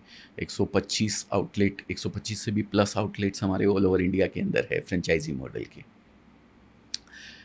टीम पूरी सब फ्रेंचाइजी के ऊपर तो जाती जाती है, प्लस एक क्या टेस्ट चल रहा है, क्या नया आ रहा है, कैसे क्या डिमांड पब्लिक की है, उसको ऑब्जर्व करने के लिए पूरी टीम लगी रहती है सर हमारी, जो ये काम करती है। अब अगर मैं ये सोचता शुरू में कि मेरे को एक बंदे को रखना है, तो लोगों की सोच बता रहा हूँ, तो वो ऐसा बंदा रखते हैं जो मेरे से ज़्यादा नहीं जानता हो। मेरे से ज़्यादा जानेगा तो फिर मेरे ऊपर चढ़ जाएगा वो। तो ये नहीं होना चाहिए। अरे आप जितना जानते हो फिर उतना, तो फिर आपको कोई किसी को रखने की ज़रूरत क्या है। आप ऐसे बंदे हायर करो जो आपसे ज़्यादा जानते हो। वो चीज़ आपके अंदर होनी चाहिए, तब टीम बिल्ड होती है सर। और वो टीम बिल्ड होती है तभी आपका कोई भी बिज़नेस बड़ा हो सकता है। क्योंकि बगैर टीम, कहते हैं ना, वो एक मैच जीतने के लिए कोई एक खिलाड़ी की परफॉर्मेंस काम आती है, लेकिन टूर्नामेंट जीतने के लिए पूरी टीम काम करती है, तब टूर्नामेंट जीता जाता है। तो ये ऐसा ही है सर। टीम बनाइए अपनी और पूरा काम कीजिए उस टीम के साथ मिल करके। आपको ग्रो करने से कोई नहीं रोक सकता है। अमेजिंग। सर कभी ऐसा नहीं होता कि टीम को आपने कोई काम दिया और उसने बिगाड़ दिया? होता है, बिगड़ जाता है। आपसे भी बिगड़ सकता है, कोई हम भगवान थोड़ी हैं। कभी कभी बिजनेस ओनर्स को लगता है कि यार ये काम तो मैं ही कर देता हूँ, यार मैं इससे अच्छा कर सकता हूँ, ला छोड़ मैं ही करता हूँ। नहीं नहीं नहीं नहीं, कभी भी नहीं। आपसे भी गलती हो सकती है, आप ट्रस्ट रखिए। आप कोई भी काम कर रहे हैं, किसी से भी आप जुड़े हुए हैं, मैं 3 टी मैं बोलता हूँ कि ये 3 टी आपके अंदर होने चाहिए। ट्रस्ट, तीनों चीज़ ट्रस्ट से रिलेटेड है। 3 टी। पहला ट्रस्ट खुद पे, दूसरा ट्रस्ट आप जिसके साथ काम कर रहे हो, जिसके साथ काम कर रहे हो मतलब आप, आपकी टीम हो सकती है, या आप अजमेरा फैशन के साथ जुड़ के काम कर रहे हो। आपको ट्रस्ट नहीं है तो करो ही मत, और अगर कर रहे हो तो उस पर पूरा ट्रस्ट रखो। जो भी आपके पीछे आपको प्रोवाइड करवा रहा है उस पर पूरा ट्रस्ट रखो। तीसरा ट्रस्ट उस पर, समय से ज़्यादा नहीं, समय से पहले और किस्मत से ज़्यादा किसी को कुछ नहीं मिलता है। Amazing amazing. तो उसके ऊपर विश्वास रखिए। ये तीनों आप रखते हैं तो आपको आगे बढ़ने से कोई नहीं रोक सकता है। Amazing amazing. बहुत बहुत इंपॉर्टेंट लर्निंग सर बता दी आपने। टीम को लोग काम देते हैं, टीम अगर काम बिगाड़ते हैं तो that's okay. Like you know, मैं भी अगर समझो 4 साल 5 साल का मेरा बेटा है, कुछ खाना खाने के लिए देता हूँ, वो थोड़ा गिरा देता है, मैं उसको चिल्लाऊंगा कि नहीं मैं ही खिलाऊंगा तुझे, तो शायद मैं उसको हैंडीकैप बना रहा हूँ, मतलब लाइक यू नो डिपेंडेबल बना रहा हूँ मेरे ऊपर। एकदम बिल्कुल सर। हमने चलना सीखा था जब हम भी कई बार गिरे थे sir. Correct correct, that's okay. और खाएंगे तो गिरेगा ही सर, कितना भी कोशिश आप कर लीजिए। तो बस टीम के साथ भी अगर हो रहा है तो टीम, आप उसको डांटेंगे करेंगे ना तो उसकी हिम्मत टूट जाती है सर। और वही ध्यान रखना, अगली बार ये गलती नहीं होनी चाहिए। ठीक है, गलती करे कोई दिक्कत नहीं है, लेकिन रिपीट गलती करे वो टेंशन का सब्जेक्ट है। रिपीट नहीं होनी चाहिए एक गलती। एक बार सीख लिया आपने, ठीक है। Correct correct correct. वो एक फीस मान के चल लो कि ठीक है चलो मैंने ट्रेनिंग दे दी, हाँ, मेरा टाइम तो वो ले रहा है ना, मेरा टाइम तो वो बचा रहा है ना, बस है, अभी बस। मैं दूसरे काम पे फोकस कर पा रहा हूँ। अब उसी बंदे को आपने वो गलती करी, आपने डांटा, वो निकल गया, फिर दूसरा लाओगे, फिर नया उसको आप ट्रेन करोगे, क्या मतलब? फिर उतना ही समय फिर जाने वाला है। गलती तो होगी। देखिए, कुछ भी नया अगर करना चाहते हैं आप जीवन में तो गलती होगी, चाहे आप हो चाहे आपकी टीम हो। या तो फिर घर में बैठ जाओ, नया कुछ करना ही नहीं है, जो किया हुआ है जिसमें एकदम हम परिपूर्ण हैं, हर तरीके से सीखा हुआ काम है, फिर तो वही है हाँ, कि मैं यहाँ तक पहुँचा हूँ तो यहाँ रुकने के लिए नहीं। सही है, सही है। सर, आपने 125 फ्रेंचाइजीज ओपन की। मैं आपसे सीखना चाहता हूँ कि एक बिज़नेस ओनर को कभी सोचना चाहिए कि मेरा बिज़नेस अब फ्रेंचाइजी देने के लायक बन चुका है? डिपेंड करता है बिजनेस के ऊपर सर। आप क्या प्रोडक्ट कर रहे हो, कैसे कर रहे हो। हम मैन्युफैक्चरिंग लाइन के अंदर थे, हमें रिटेल का बिल्कुल अनुभव नहीं था सर। हमने कभी फ्रेंचाइजी देने का सोचा भी नहीं था, लेकिन कस्टमर आते थे और हमें बोलते थे कि आप फ्रेंचाइजी हमें दे दीजिए, आपका नाम दे दीजिए। फ्रेंचाइजी आपका नाम देना ही तो हुआ। हमें अनुभव नहीं था ना फ्रेंचाइजी का और ना रिटेल का, क्योंकि पिछले 19 साल जो मैंने जॉब करी थी वो भी मैन्युफैक्चरिंग लाइन में जॉब करी थी, और जो मेरा बिज़नेस भी चालू किया वो भी मैन्युफैक्चरिंग का बिज़नेस था। घरे लेके हम कपड़ा बनाते थे। कंज्यूमर को कैसे कपड़ा बेचा जाता है हमें तो अनुभव नहीं था सर। तब हमने अपना एक रिटेल आउटलेट, जब डिमांड बहुत ज़्यादा आने लग गई तो हमने सोचा कि ऐसे हम अगर किसी को भी फ्रेंचाइजी देते हैं तो फ्रेंचाइजी के अंदर सबसे बड़ी चीज़ होती है ROI। आपके इन्वेस्टमेंट का रिटर्न आपको कितना मिलता है, कब मिलता है। ये कब कैसे पता लगेगा हमें, वो तो जब खुद करेंगे तो ही पता लगेगा, नहीं तो नहीं पता लगेगा। हमने लखनऊ में अपना खुद का आउटलेट चालू किया, 5 फ्लोर का रिटेल आउटलेट, और उस रिटेल आउटलेट को करने के बाद हमने 2 कोविड झेले सर। 2020 में चालू किया था और फिर 2 बार कोविड आया, 2-2 महीने पूरा बंद रहा, पूरा ठप हो गया था मार्केट। लेकिन उसके बाद भी 3 साल बाद जब हम एक ब्रेक इवन पे आए, तब एक हिम्मत बनी कि नहीं, हम कर सकते हैं। हम रिटेल का भी अनुभव है, क्या क्या हर्डल्स आते हैं रिटेल का बिज़नेस करने के अंदर, वो सब हमें पता थे। तब हमने रिटेल आउटलेट्स फ्रेंचाइजी देना चालू किया। तो फ्रेंचाइजी देना कोई ज़रूरी नहीं है किसी भी प्रोडक्ट में, लेकिन आपको लगता है कि जो फ्रेंचाइजी आपसे ले रहा है उसका ROI आप उसको दे सकते हैं, इतने टाइम बाद ब्रेक इवन पे आ सकता है, इतने टाइम बाद वो कमाना शुरू कर देगा, तब फ्रेंचाइजी दें। नहीं तो आपके नाम का जो बोर्ड है ना, वो साल 2 साल 3 साल पे उखाड़ के फेंक देने वाला है वो, क्योंकि उसको ROI नहीं मिलेगा तो कितने दिन रखने वाला है सर वो। तो ये चीज़ जब तक आपके दिमाग में कैलकुलेशन नहीं है ना, तब तक आपको फ्रेंचाइजी नहीं देनी चाहिए। ये हमने सीखा, हमने मेंटेन किया, अपने आप को प्रिपेयर किया कि एक रिटेल बिज़नेस, एक कंज्यूमर को जो माल बेचा जाता है उस बिज़नेस के अंदर कितने समय में कितना खर्चा करेगा, तो कितने अलग अलग मॉडल्स बना रखे हैं हमने। करेक्ट। उनमें सब पे एक कितना पीरियड, सर्टेन पीरियड तक आप BEP पे आ जाओगे, फिर आपकी कमाई शुरू हो जाएगी। तब हमने देना शुरू किया सर। सर, फ्रेंचाइजी ग्रो करने के लिए सिस्टम्स बनाना और डेडिकेट करना बहुत ज़्यादा इम्पॉर्टेंट होता है। अगर एक बिज़नेस ओनर सोचता है कि चलो मुझे अभी बिज़नेस चालू हो गया, मैं अच्छे से चला रहा हूँ, मुझे अभी ग्रो करना है, तो उसे सबसे पहले कौन सा काम डेलीगेट करना चाहिए और सबसे आखिरी में कौन सा काम डेलीगेट करना चाहिए जो खुद के पास रखना चाहिए? मैं तो कहता हूँ खुद के पास कुछ रखना ही नहीं चाहिए सर। क्योंकि खुद के पास आप रख लेंगे तो आप ग्रो नहीं कर पाएंगे, आप आगे नहीं बढ़ पाएंगे, उसी के अंदर उलझे रहेंगे। और देखिए, हम जब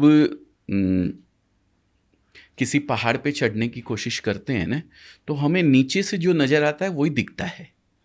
लेकिन जब हम 1000-2000 मीटर या 1 किलोमीटर चढ़ लेते हैं, तब पता लगता है अरे यार, जो हरी घास मुझे दिख रही थी अब तो तलहटी आ गई है, अब तो पथरीला रास्ता आ गया है, तो वहाँ हमें चेंज करना पड़ता है। फिर आप 1 किलोमीटर चलते हैं तो पता लगता है अरे बाप रे, एकदम फिसलन वाला रास्ता आ गया है। तो आपको शुरुआत करने की ज़रूरत है, कोई भी काम को आप स्टार्ट कीजिए। जैसे जैसे पहाड़ पे चढ़ेंगे, कुछ न कुछ नए फेस आपके सामने आपको करने पड़ेंगे, चैलेंजेस फेस। पर चैलेंजेस को चैलेंज मत समझिए कोई भी चीज़ में। हर चैलेंज, हर प्रॉब्लम एक अपॉर्चुनिटी साथ में लेके आती है। बस आपने देखना अपॉर्चुनिटी को है या उस प्रॉब्लम को है, ये आपके ऊपर डिपेंड करता है। आप अगर प्रॉब्लम पे ध्यान देंगे तो प्रॉब्लम बड़ी हो जाएगी, आप अपॉर्चुनिटी पे ध्यान देंगे तो अपॉर्चुनिटी बड़ी हो जाएगी। तो बस आप शुरू करें ये सोच के कि मैं इस काम को डेडिकेट करूँगा, बाद में अभी कर लूँ, वो सब बात की बातें हैं।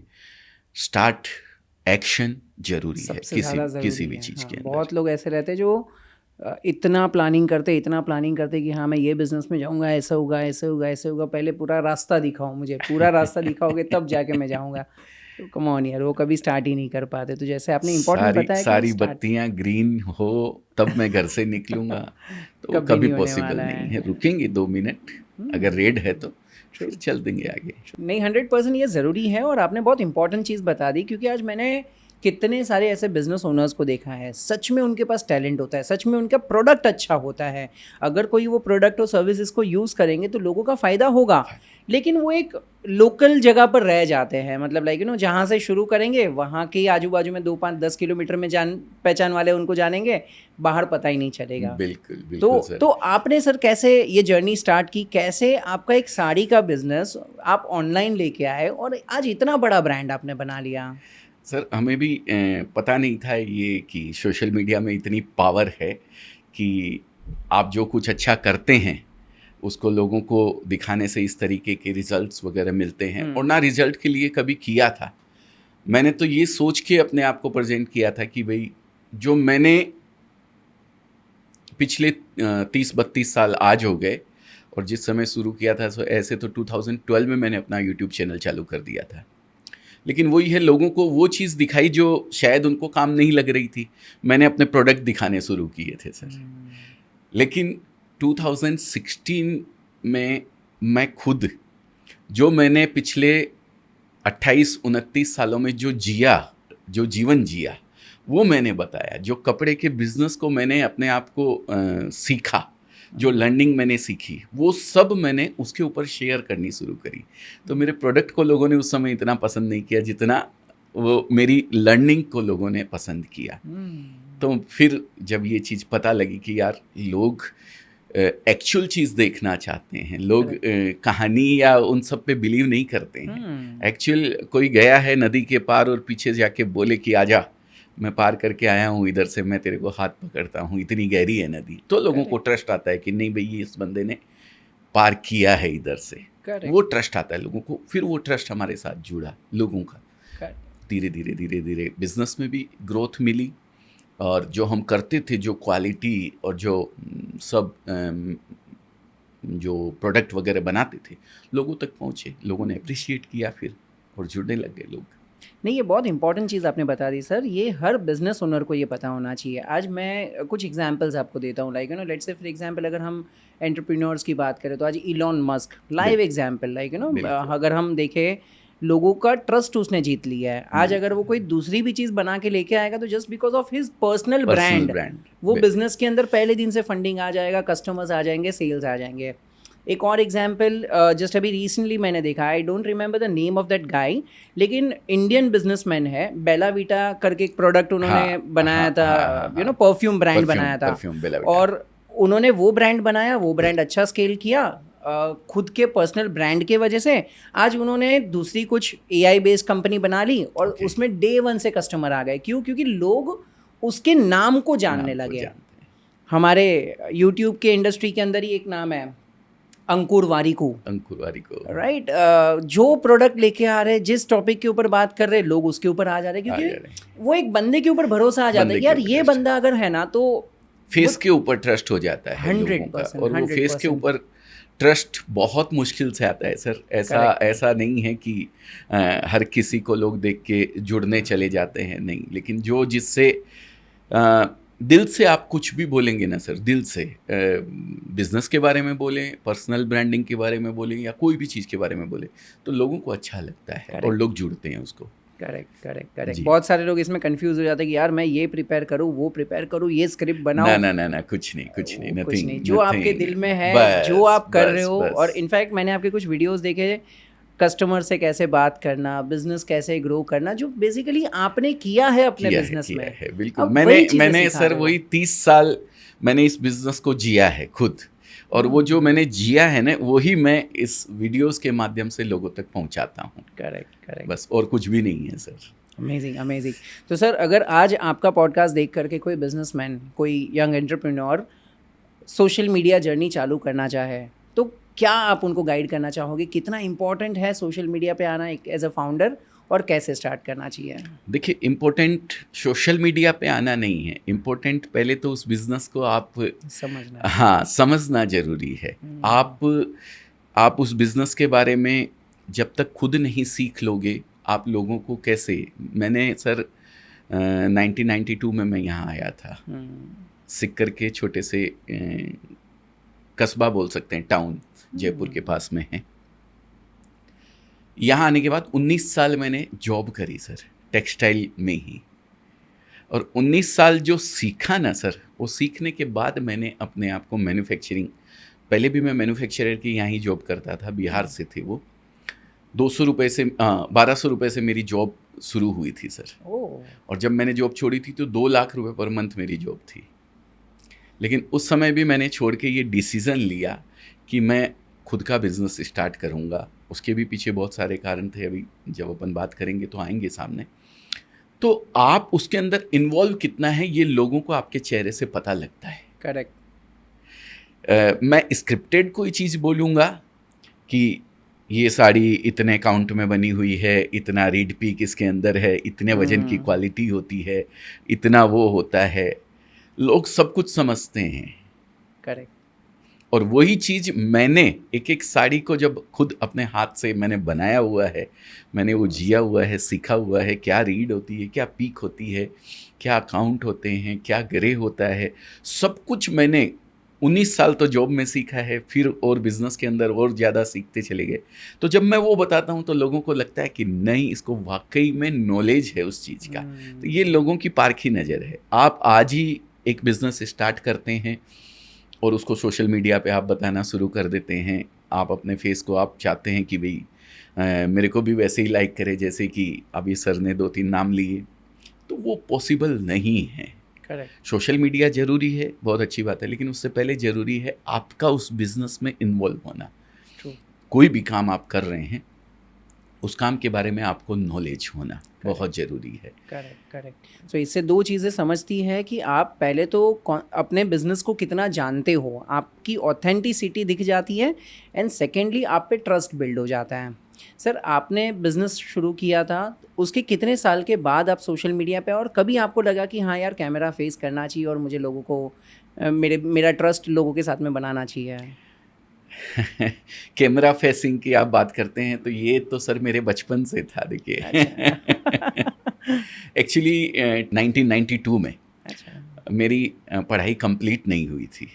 मैं सिक्कर में 11th पास किया मैंने, और पीईटी प्री इंजीनियरिंग टेस्ट होता है, साइंस थी मेरे पास में, साइंस मैथ्स। आजकल होती है कि नहीं होती मुझे पता नहीं है, बहुत सारे चेंजेज हो गए हैं एजुकेशन के अंदर। मैंने साइंस मैथ्स लिया था, और pre engineering test, college drop out करके आपको प्री इंजीनियरिंग टेस्ट देना होता है। वो मेरा सेंटर आता था जयपुर, जो सिक्कर से 125 किलोमीटर दूर है। एन एग्ज़ाम के टाइम पे मैंने कॉलेज ड्रॉप आउट कर दिया, एग्ज़ाम के टाइम पे मेरे को टाइफाइड हो गया। 2 साल कंटिन्यू ऐसा हुआ, तो मैं वो एग्ज़ाम ही नहीं दे पाया। तो मैंने क्या किया, मैंने उसको छोड़ा। मैंने कहा अब पढ़ाई नहीं करनी। तो मम्मी पापा लोग बोले कि जाओ फिर, पढ़ाई नहीं करनी है तो बिज़नेस में लगो।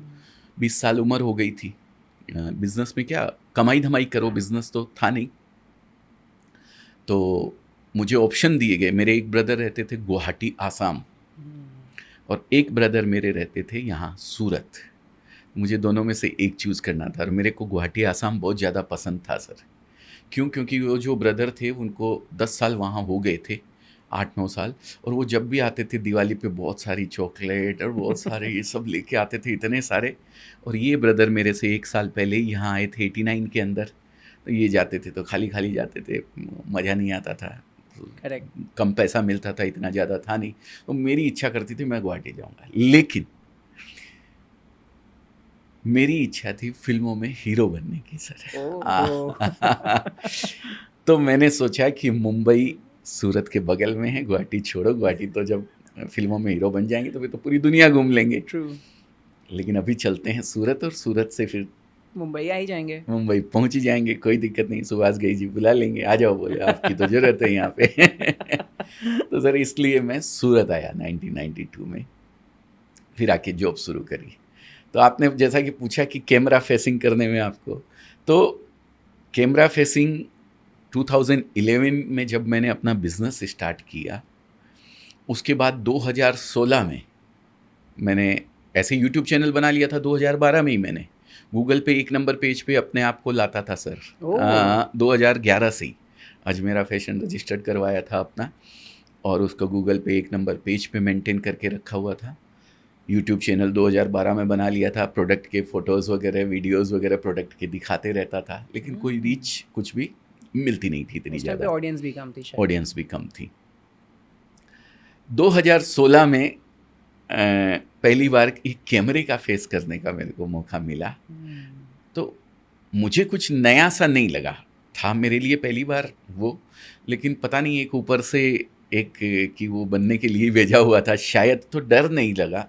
मैंने जो भी बोला, जो मैंने सीखा था वो मैंने उस वीडियो के अंदर बोला, सब कुछ लोगों को बताया, और लोगों को इतना पसंद आया, जो एक जैसे आज हम पॉडकास्ट कर रहे हैं, ऐसे ही उस समय वो पॉडकास्ट टाइप ही था सर। कोई आया मेरे पास में और बोला कि मैं आपके ये बिज़नेस की जर्नी जो है आपकी मैं दिखाना चाहता हूँ लोगों को, और लोगों को बिज़नेस से, आप जो कर रहे हो इसको बिज़नेस से जोड़ना चाहता हूँ। मैंने कहा ठीक है, हम भी यही चाहते हैं, क्योंकि मेरा भी यही मोटो था कि ये जो मैंने अपना बिज़नेस चालू करने का जो मेरा कारण था वो यही था कि मैं लोगों को बिज़नेस से जोड़ सकूं। मैंने 19 साल जो जॉब करी थी ना सर, सूरत में एक ट्रेंड है सर, ओनली डीलर और होलसेलर को कपड़ा दिया जाता है। छोटे जो रिटेलर आते हैं या जो बहुत सारे सपने लेके आता है कि भाई मैं भी एक बिज़नेस से अपने आप को जोड़ूं, कपड़े के बिज़नेस से, उन लोगों को वहाँ से हटा दिया जाता है कि नहीं, हम नहीं देते हैं। अच्छा। छोटा छोटा हम अमाउंट का 25,000 का 30,000 का हम नहीं देते हैं। मैं जिस कंपनी में था उसमें भी यही पोजीशन थी, तो वो मुझे एक यहाँ लगता था गलत है कि यार, गलत एक्चुअली वो बिज़नेस का अपना अपना तरीका है सर। उसको हम गलत तो नहीं कह सकते हैं, लेकिन वो मेरे अंदर एक टीस थी कि यार इतने कस्टमर आते हैं और हम मना कर देते हैं उनको, जहाँ मैं जॉब करता था। तो मुझे ऐसा लगा कि मैं अगर नौकरी ही करता रहा तो मैं मेरे परिवार का पेट पाल लूँगा, अपनी आवश्यकताएं पूरी कर लूँगा, और 2 लाख रुपए पर मंथ थे 2011 के अंदर, तो आवश्यकताओं के साथ शायद कुछ इच्छाएं भी पूरी कर लूँगा। लेकिन जो मेरे मन में कुछ करने की है, लोगों को जोड़ने की बिज़नेस से, वो मैं नहीं कर पाऊँगा जब तक इस कंपनी में हूँ। तब मैंने अपनी कंपनी चालू करी, और यही सोच के चालू करी कि चाहे कोई 25,000 का कपड़ा लेने आवे, चाहे लाख रुपए का कपड़ा लेने आवे, या चाहे 5 लाख का, चाहे छोटा रिटेलर हो, चाहे नया बिज़नेस करने वाला हो, लेकिन अगर बिज़नेस करने के लिए मेरे पास आता है तो मैं उसको उसी प्राइस में कपड़ा दूंगा जिस प्राइस के अंदर एक डीलर और होलसेलर को देता हूँ। रेट का फ़र्क नहीं करूँगा। इसलिए मैंने 2011 में अजमेरा फैशन की शुरुआत करी थी। अब वो चीज़ जब 2012 में यूट्यूब चैनल बनाया, अब लोगों तक पहुँचे कैसे बात? सूरत में इतने सारे लोग हैं, 50,000 ब्रांड है, जैसा एक अजमेरा ब्रांड देख रहे हैं सर, वैसे 50,000 ब्रांड है, और लोग आते हैं लेकिन लोगों को पता ही नहीं होता इतनी बड़ा सूरत, इतना बड़ा textile market, the capital of India नहीं, एशिया भी बोलूँ तो कोई अतिशयोक्ति नहीं है सर। किसके पास जाएं, कौन देगा? लोग आते थे, वापस चले जाते थे। लेकिन वो बात 2011 में यूट्यूब के थ्रू मैंने कोशिश करी, लेकिन शुरू में तो आप भी जानते हैं कि लोगों तक अपनी बात पहुंचाने के लिए धीरे धीरे लोग जुड़ते हैं। कभी 10 सब्सक्राइबर आते थे, कभी 5 आते थे, कभी 20 लोग देखते थे, कभी 25 लोग, कभी 50 लोग। फिर मैंने सोशल मीडिया का एक ये समझा कि भाई जो लोगों को ऑलरेडी कोई जानता है, जिनके फॉलोअर्स हैं, अपन अगर उनके साथ बैठ के इस मैसेज को लोगों तक पहुंचाते हैं तो शायद ज़्यादा से ज़्यादा लोगों तक ये बात पहुंचेगी। तब 2016 के अंदर मैंने ये वो शुरू किया, अपना खुद को प्रेजेंट करना और लोगों को बताना। तब सर फिर लोग धीरे धीरे जुड़ते चले गए। सर आपकी ये जर्नी सुनकर बहुत सारी ऐसी चीज़ें हैं जो शायद एक बिजनेसमैन को सीखनी चाहिए। आई एम वेरी श्योर जितने भी लोग देख रहे हैं, मैं आप लोगों को एक समराइज कर देता हूँ। सर ने कितनी सारी बात बता दी है ये 2-3 मिनट के इंट्रोडक्शन में ही। सर ने सबसे पहले बता दिया, सर आपकी एक सबसे स्पेशल बात है, 19 साल आपने एक जगह पर जॉब किया, स्टार्टिंग टू एंडिंग एक इंडस्ट्री में रहे, बिल्कुल, जो बहुत ही ज़्यादा इम्पोर्टेंट है। एक अगर इंडस्ट्री में रहे और उसको टॉप पे लेके गए, उस इंडस्ट्री के टॉप 10 में आती थी सर वो। अमेजिंग अमेजिंग, क्योंकि मतलब मैं जॉब भी करता था ना सर, तो हाँ। जॉब करने की मानसिकता से कभी मैंने जॉब नहीं किया, कभी भी। मैं वहाँ बॉस बन के काम करता था और बॉस भी मेरे को उसी तरीके से रखते थे। 100%। मेरे को पापा हमेशा कहते हैं सर, हमेशा बोले बेटा काम कोई भी छोटा या बड़ा नहीं होता है, तू नौकरी करे कुछ भी करना, छोटा मत समझना काम को। वो कहते हैं कि भले ही तू मोची बनना, लेकिन तेरे जैसा शहर में दूसरा मोची नहीं होना चाहिए। Amazing। तो मैंने नौकरी करी, उस फर्म को 1 नंबर पे लेके गए सर हम लोग मिल करके। और जब मैंने उसको छोड़ा ना, तो लोगों को आश्चर्य हुआ कि ये लड़का यहाँ पे जॉब करता था, बाप रे बाप। बोले हम तो इसको मालिक समझते थे। सुपर सुपर, मतलब आप अपने काम को इस तरीके से करो जैसे वो खुद का हो, आपका खुद का हो, बिल्कुल। और वो आपको रिजल्ट देगा ही। और तभी शायद आपको सारी चीज़ें वहाँ से सीखने मिली। तो 19 साल आपने एक इंडस्ट्री को दिया, उसको टॉप पे लेके गए, वहाँ पर आपने एक गैप फाइंड आउट किया। ये अगेन एक दूसरा आपकी क्वालिटीज़ हैं।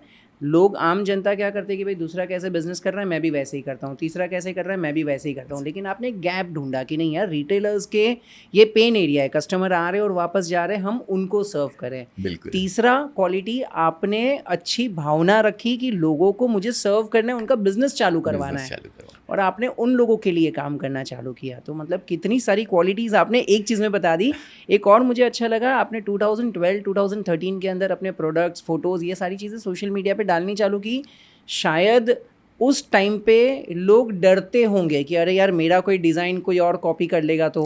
हाँ, बहुत सारे लोग थे, अभी भी डरते हैं सर। लेकिन आज की तारीख में अब तो ऐसा हो गया है कि लोग, सूरत में इंडस्ट्री में शायद पहला मैं था इस फील्ड में आने वाला। करेक्ट। आज तो कॉपी हो रही है सर वो चीज़, और सब अपने आप को कोशिश कर रहे हैं कि यार कैसे किसी तरीके से मेरा प्रोडक्ट लोगों तक पहुंच जाए। 100%। और देखिए, कोई भी आपका वो कहते हैं ना कि आपका काम चुरा सकता है, लेकिन आपका हुनर नहीं चुरा सकता।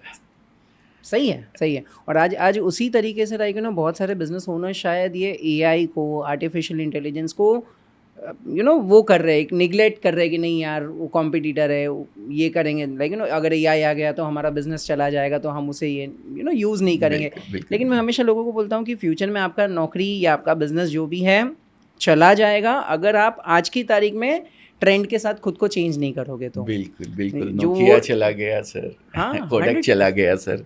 आप अपने आप को अपग्रेड नहीं कर रहे हो तो आप ये समझिए कि डाउनग्रेड हो रहे हो आप। करेक्ट। अगर अपग्रेड आप नहीं कर रहे हो, आप सोच रहे हो कि मैं मेंटेन हूँ, नहीं, आप मेंटेन नहीं हो, आप नीचे जा रहे हो। So true. सो ये बहुत इंस्पायरिंग जर्नी रही सर आपकी। और फिर आपने सोशल मीडिया पे आए और आपने खुद के ब्रांड को लॉन्च किया, प्रोडक्ट के बारे में बात करना स्टार्ट कर लिया। सर आज के बारे में मैं जानना चाहता हूँ, आज तो अजमेरा फैशंस इतना बड़ा ब्रांड हो चुका है, मुझे ये जानना है कि सोशल मीडिया का इसमें कितना कंट्रीब्यूशन है। ये सारे बिजनेस ओनर्स को एक लेसन होगा कि अगर आप सोशल मीडिया पे अपने बिजनेस को और खुद को लेके आते हो एज अ ब्रांड।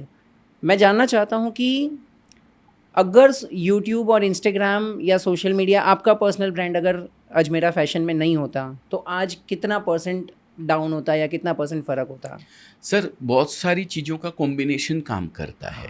एक खाली सोशल मीडिया है, उससे अगर मैं मेरी क्वालिटी पे ध्यान नहीं दूँ, मैं मेरे रेट्स पे ध्यान नहीं दूँ, और सोशल मीडिया पे एक बार कस्टमर आएगा, मेरे सोशल मीडिया पेज देखेगा, लेके चला जाएगा, कंटिन्यू नहीं रहेगा सर। तो मेरी क्वालिटी, बहुत सारे कॉम्बिनेशंस जो मैंने बताए, सारी चीज़ों के कॉम्बिनेशन काम करते हैं। आप कितना भी अच्छा बना लें, कितना भी बढ़िया काम कर लें, लोगों तक अगर पहुंच नहीं है तो भी बेकार है फिर। जैसा कि मैंने अभी पहले कहा कि जंगल में मोर नाचा किसने देखा, है ना। तो उस नाचते हुए मोर को दिखाने के लिए सोशल मीडिया भी जरूरी है, लेकिन मोर का होना भी सुंदर उतना ही जरूरी है। आपके प्रोडक्ट में दम होना चाहिए, आपकी क्वालिटी में दम होना चाहिए, आपके रेट्स में दम होने चाहिए, तब आप उसको दिखाते हैं तो लोग आपसे जुड़ते हैं और जुड़े ही रहते हैं फिर। तो ये सारी चीज़ें काम करती है। मैं सबसे कहना चाहूँगा, सोशल मीडिया, जैसा कि सर ने बताया, आज ये ऐसे लोग डरते हैं, घबराते हैं, हम अपने प्रोडक्ट को लोगों को दिखा देंगे तो कॉपी हो जाएगी। तो सर ऐसा कुछ भी नहीं है। वो आपके दिमाग को तो नहीं चुरा सकता है ना, आप जो क्रिएशन कर रहे हो उसको तो नहीं। मेरा तो एक एक प्रोडक्ट सर, एक एक प्रोडक्ट सोशल मीडिया पे मेरे पास मैं बनाया हूँ, उसके बाद कस्टमर तक बाद में जाएगा, पहले सोशल मीडिया पे आएगा सर, फिर हम प्रेजेंट करते हैं लोगों के आगे। क्योंकि 10,000 पीस एक क्वालिटी के हम बनाते हैं, तो सबसे पहला पीस हम सैंपल तैयार करवा के उसको सोशल मीडिया पे प्रेजेंट करते हैं, उसकी फ़ोटो शूट करवाते हैं, मॉडलिंग करवाते हैं उसकी, तब वो तैयार होके हम उसका वीडियोस वगैरह बनाते हैं, और फिर माल उसका तैयार होके हमारे पास में आता है। तो पहले कहाँ गया वो, सोशल मीडिया पे गया। करेक्ट। बनने से मतलब पूरा बना नहीं है, उसके पहले तो मैंने दिखाना शुरू कर दिया है लोगों को। तो वो अगर मैं ये सोचूंगा कि नहीं अभी मैं बाहर नहीं निकालूंगा, इसको रखूंगा, तो फिर काम चलने वाला नहीं है। आप जब तक बेचोगे उसको, उससे फ्री होगे, तब तक तो आपके पास एक नया क्रिएशन आ जाएगा, लोग कॉपी करते रहे करने में। True, so true. सर मैं आपके बातों से समझ पा रहा हूँ कि आपका जो बिज़नेस एक्यूमेंट है वो बहुत ही स्ट्रॉन्ग है। आपने बहुत ही फाउंडेशन लेवल से सारी चीज़ें स्टार्ट की और आज इतने अच्छे लेवल पे ग्रो किया है। सर एक फ़ाइनल मैसेज अगर आप कोई भी बिज़नेस ओनर को देना चाहो, आप एक कोई कोट या कोई मैसेज जो अगर आप चाहते हो कि हर बिज़नेस ओनर अपने डेस्क पे वो प्रिंट करके लगा दे, तो वो क्या मैसेज होगा? मैंने लगा के रखा था सर एक आई कांट, और फिर उसके ऊपर मैंने माला पहना दी थी।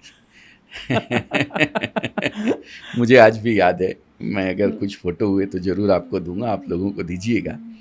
आई कांट मतलब मैं नहीं कर सकता, इसके ऊपर एक माला पहना दीजिए। दुनिया में कुछ भी ऐसा नहीं है कि आप नहीं कर सकते हैं, मैं नहीं कर सकता हूँ।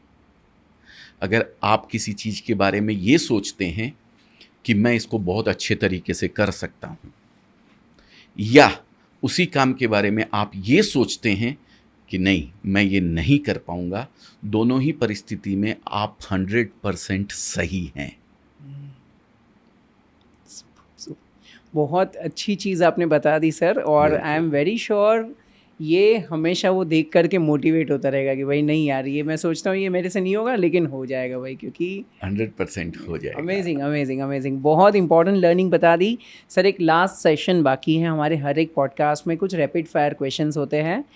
कुछ मैं 2-3 लाइंस आपको बताऊंगा और आपके दिमाग में जो थॉट सबसे पहले आता है आप उसके बारे में बताइएगा हमें, हम जानना चाहेंगे, जिससे हम आपको आपके बिजनेस को और भी थोड़ा डिटेल में समझना चाहते हैं। बिल्कुल। अगर सर आपको कोई ऐसे कस्टमर की स्टोरी कभी याद आती हो जिसने आपको बहुत ज़्यादा इमोशनल कर दिया हो और जिसके लाइफ में बहुत बड़ा इम्पैक्ट आपने क्रिएट किया हो?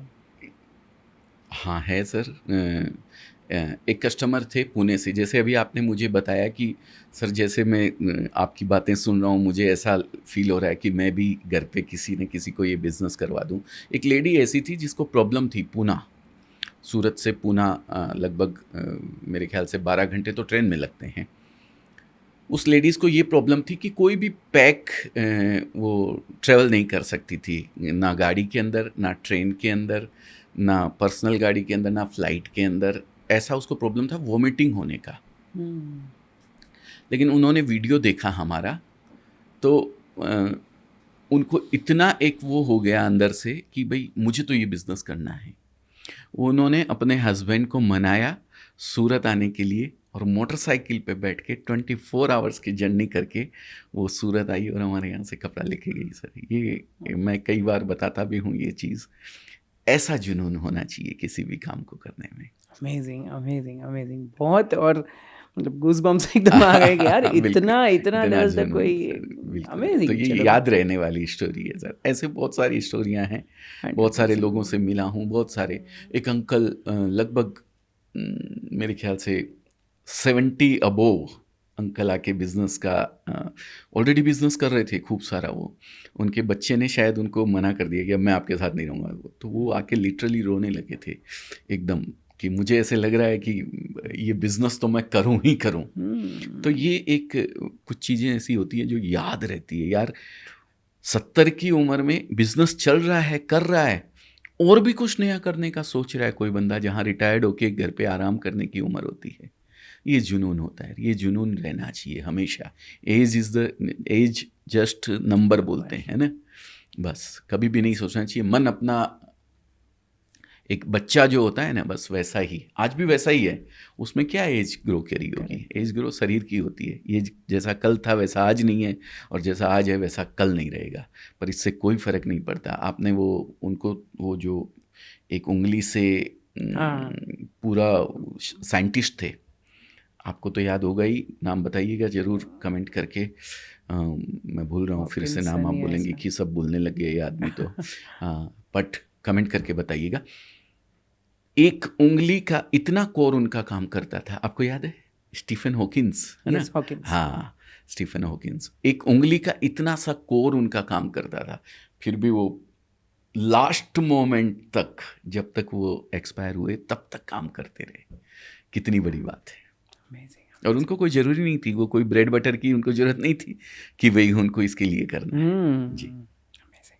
सर, कभी आपको अगर 2 ऑप्शन में से एक ऑप्शन चूज़ करने का मौका मिले, या तो आपको 20 करोड़ रुपए मिल जाए, या तो 2 लाख लॉयल कस्टमर मिले हैं, क्या चूज़ करोगे और क्यों?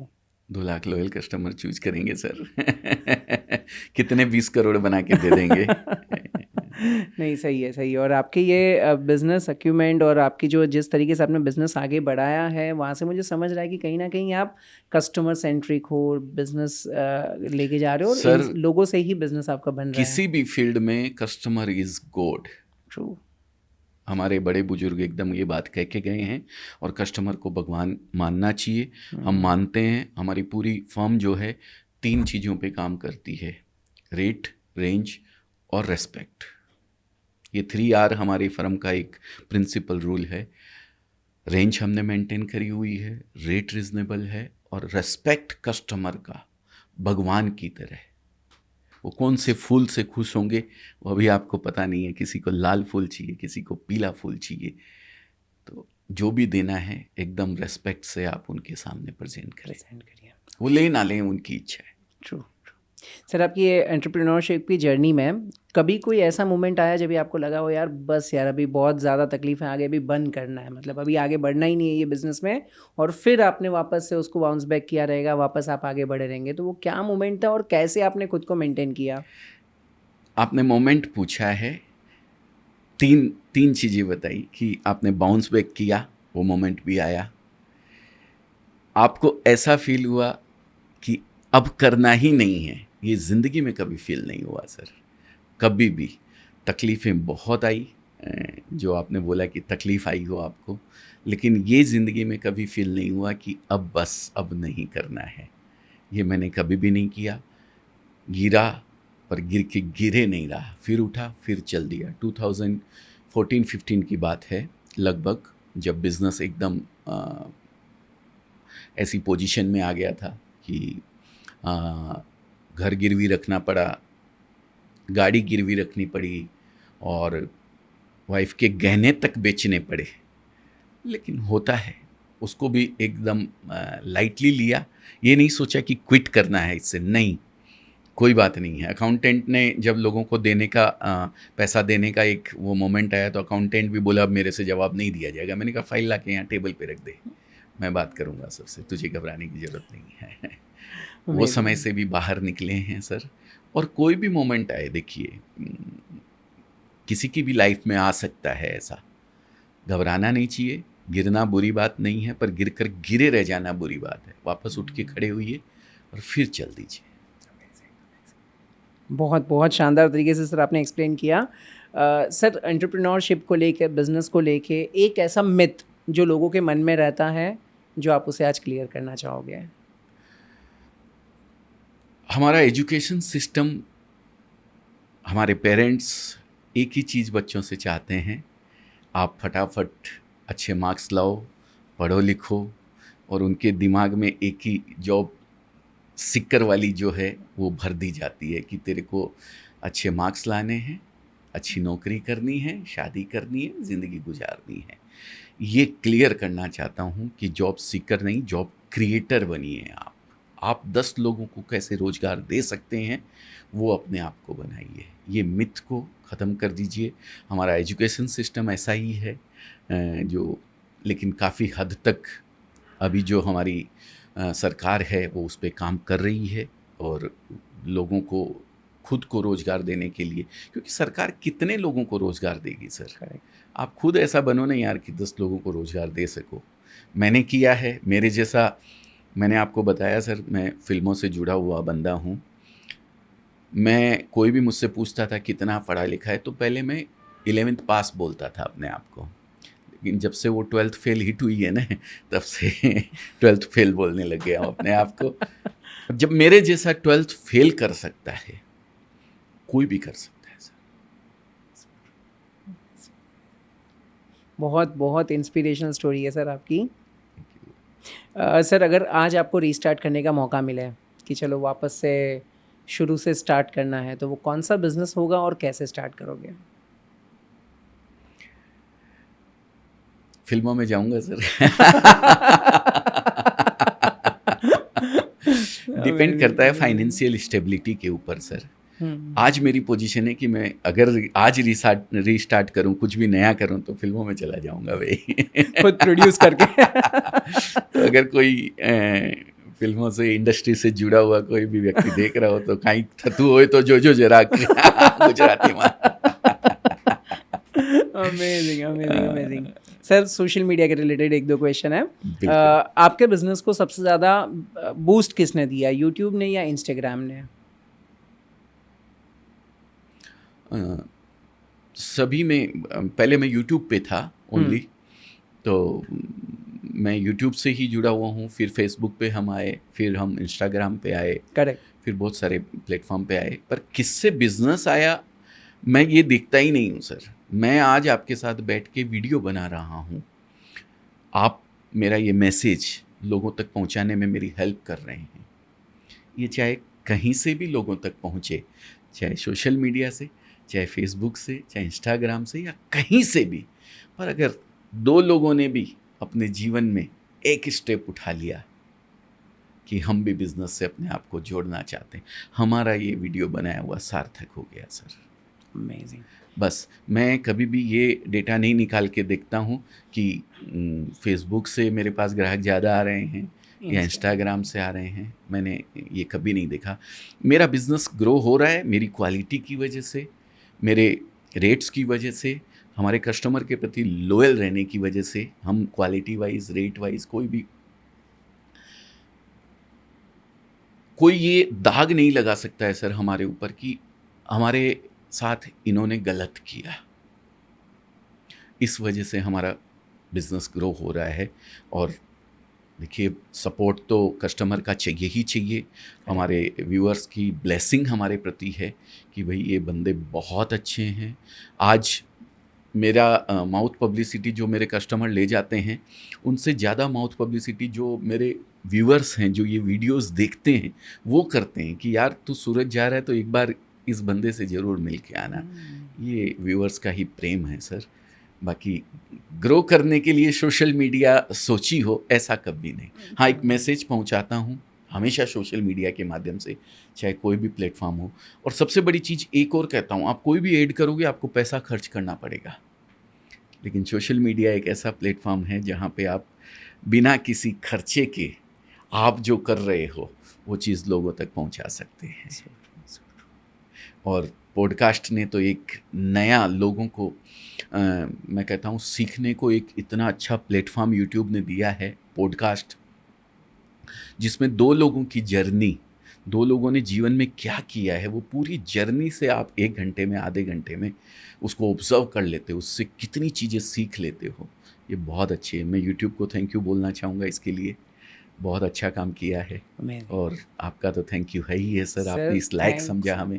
Thanks to you sir. आज 1-1.5 घंटे का हमारा ये डिस्कशन हुआ और उसके अंदर मुझे ऐसा लग रहा है कि एक ये मिनी MBA का कोर्स हो गया मेरे लिए। मतलब कितनी सारे बिजनेस लेसन्स भी मिल गए, पर्सनल ब्रांडिंग का क्या इंपॉर्टेंस होता है वो भी हमने समझ लिया, और सबसे इम्पॉर्टेंट आज देश की जो वुमेन्स हैं उनको एम्पावर करने के लिए जो सबसे बेस्ट सोल्यूशन आपने दिया है वो बहुत ही ज़्यादा इंपॉर्टेंट रहा है। इनफैक्ट अगर आप ये वीडियो देख रहे हो अभी तक, तो आप प्लीज़ डिस्क्रिप्शन में जाइए, कांटेक्ट करिए अजमेरा फैशन को।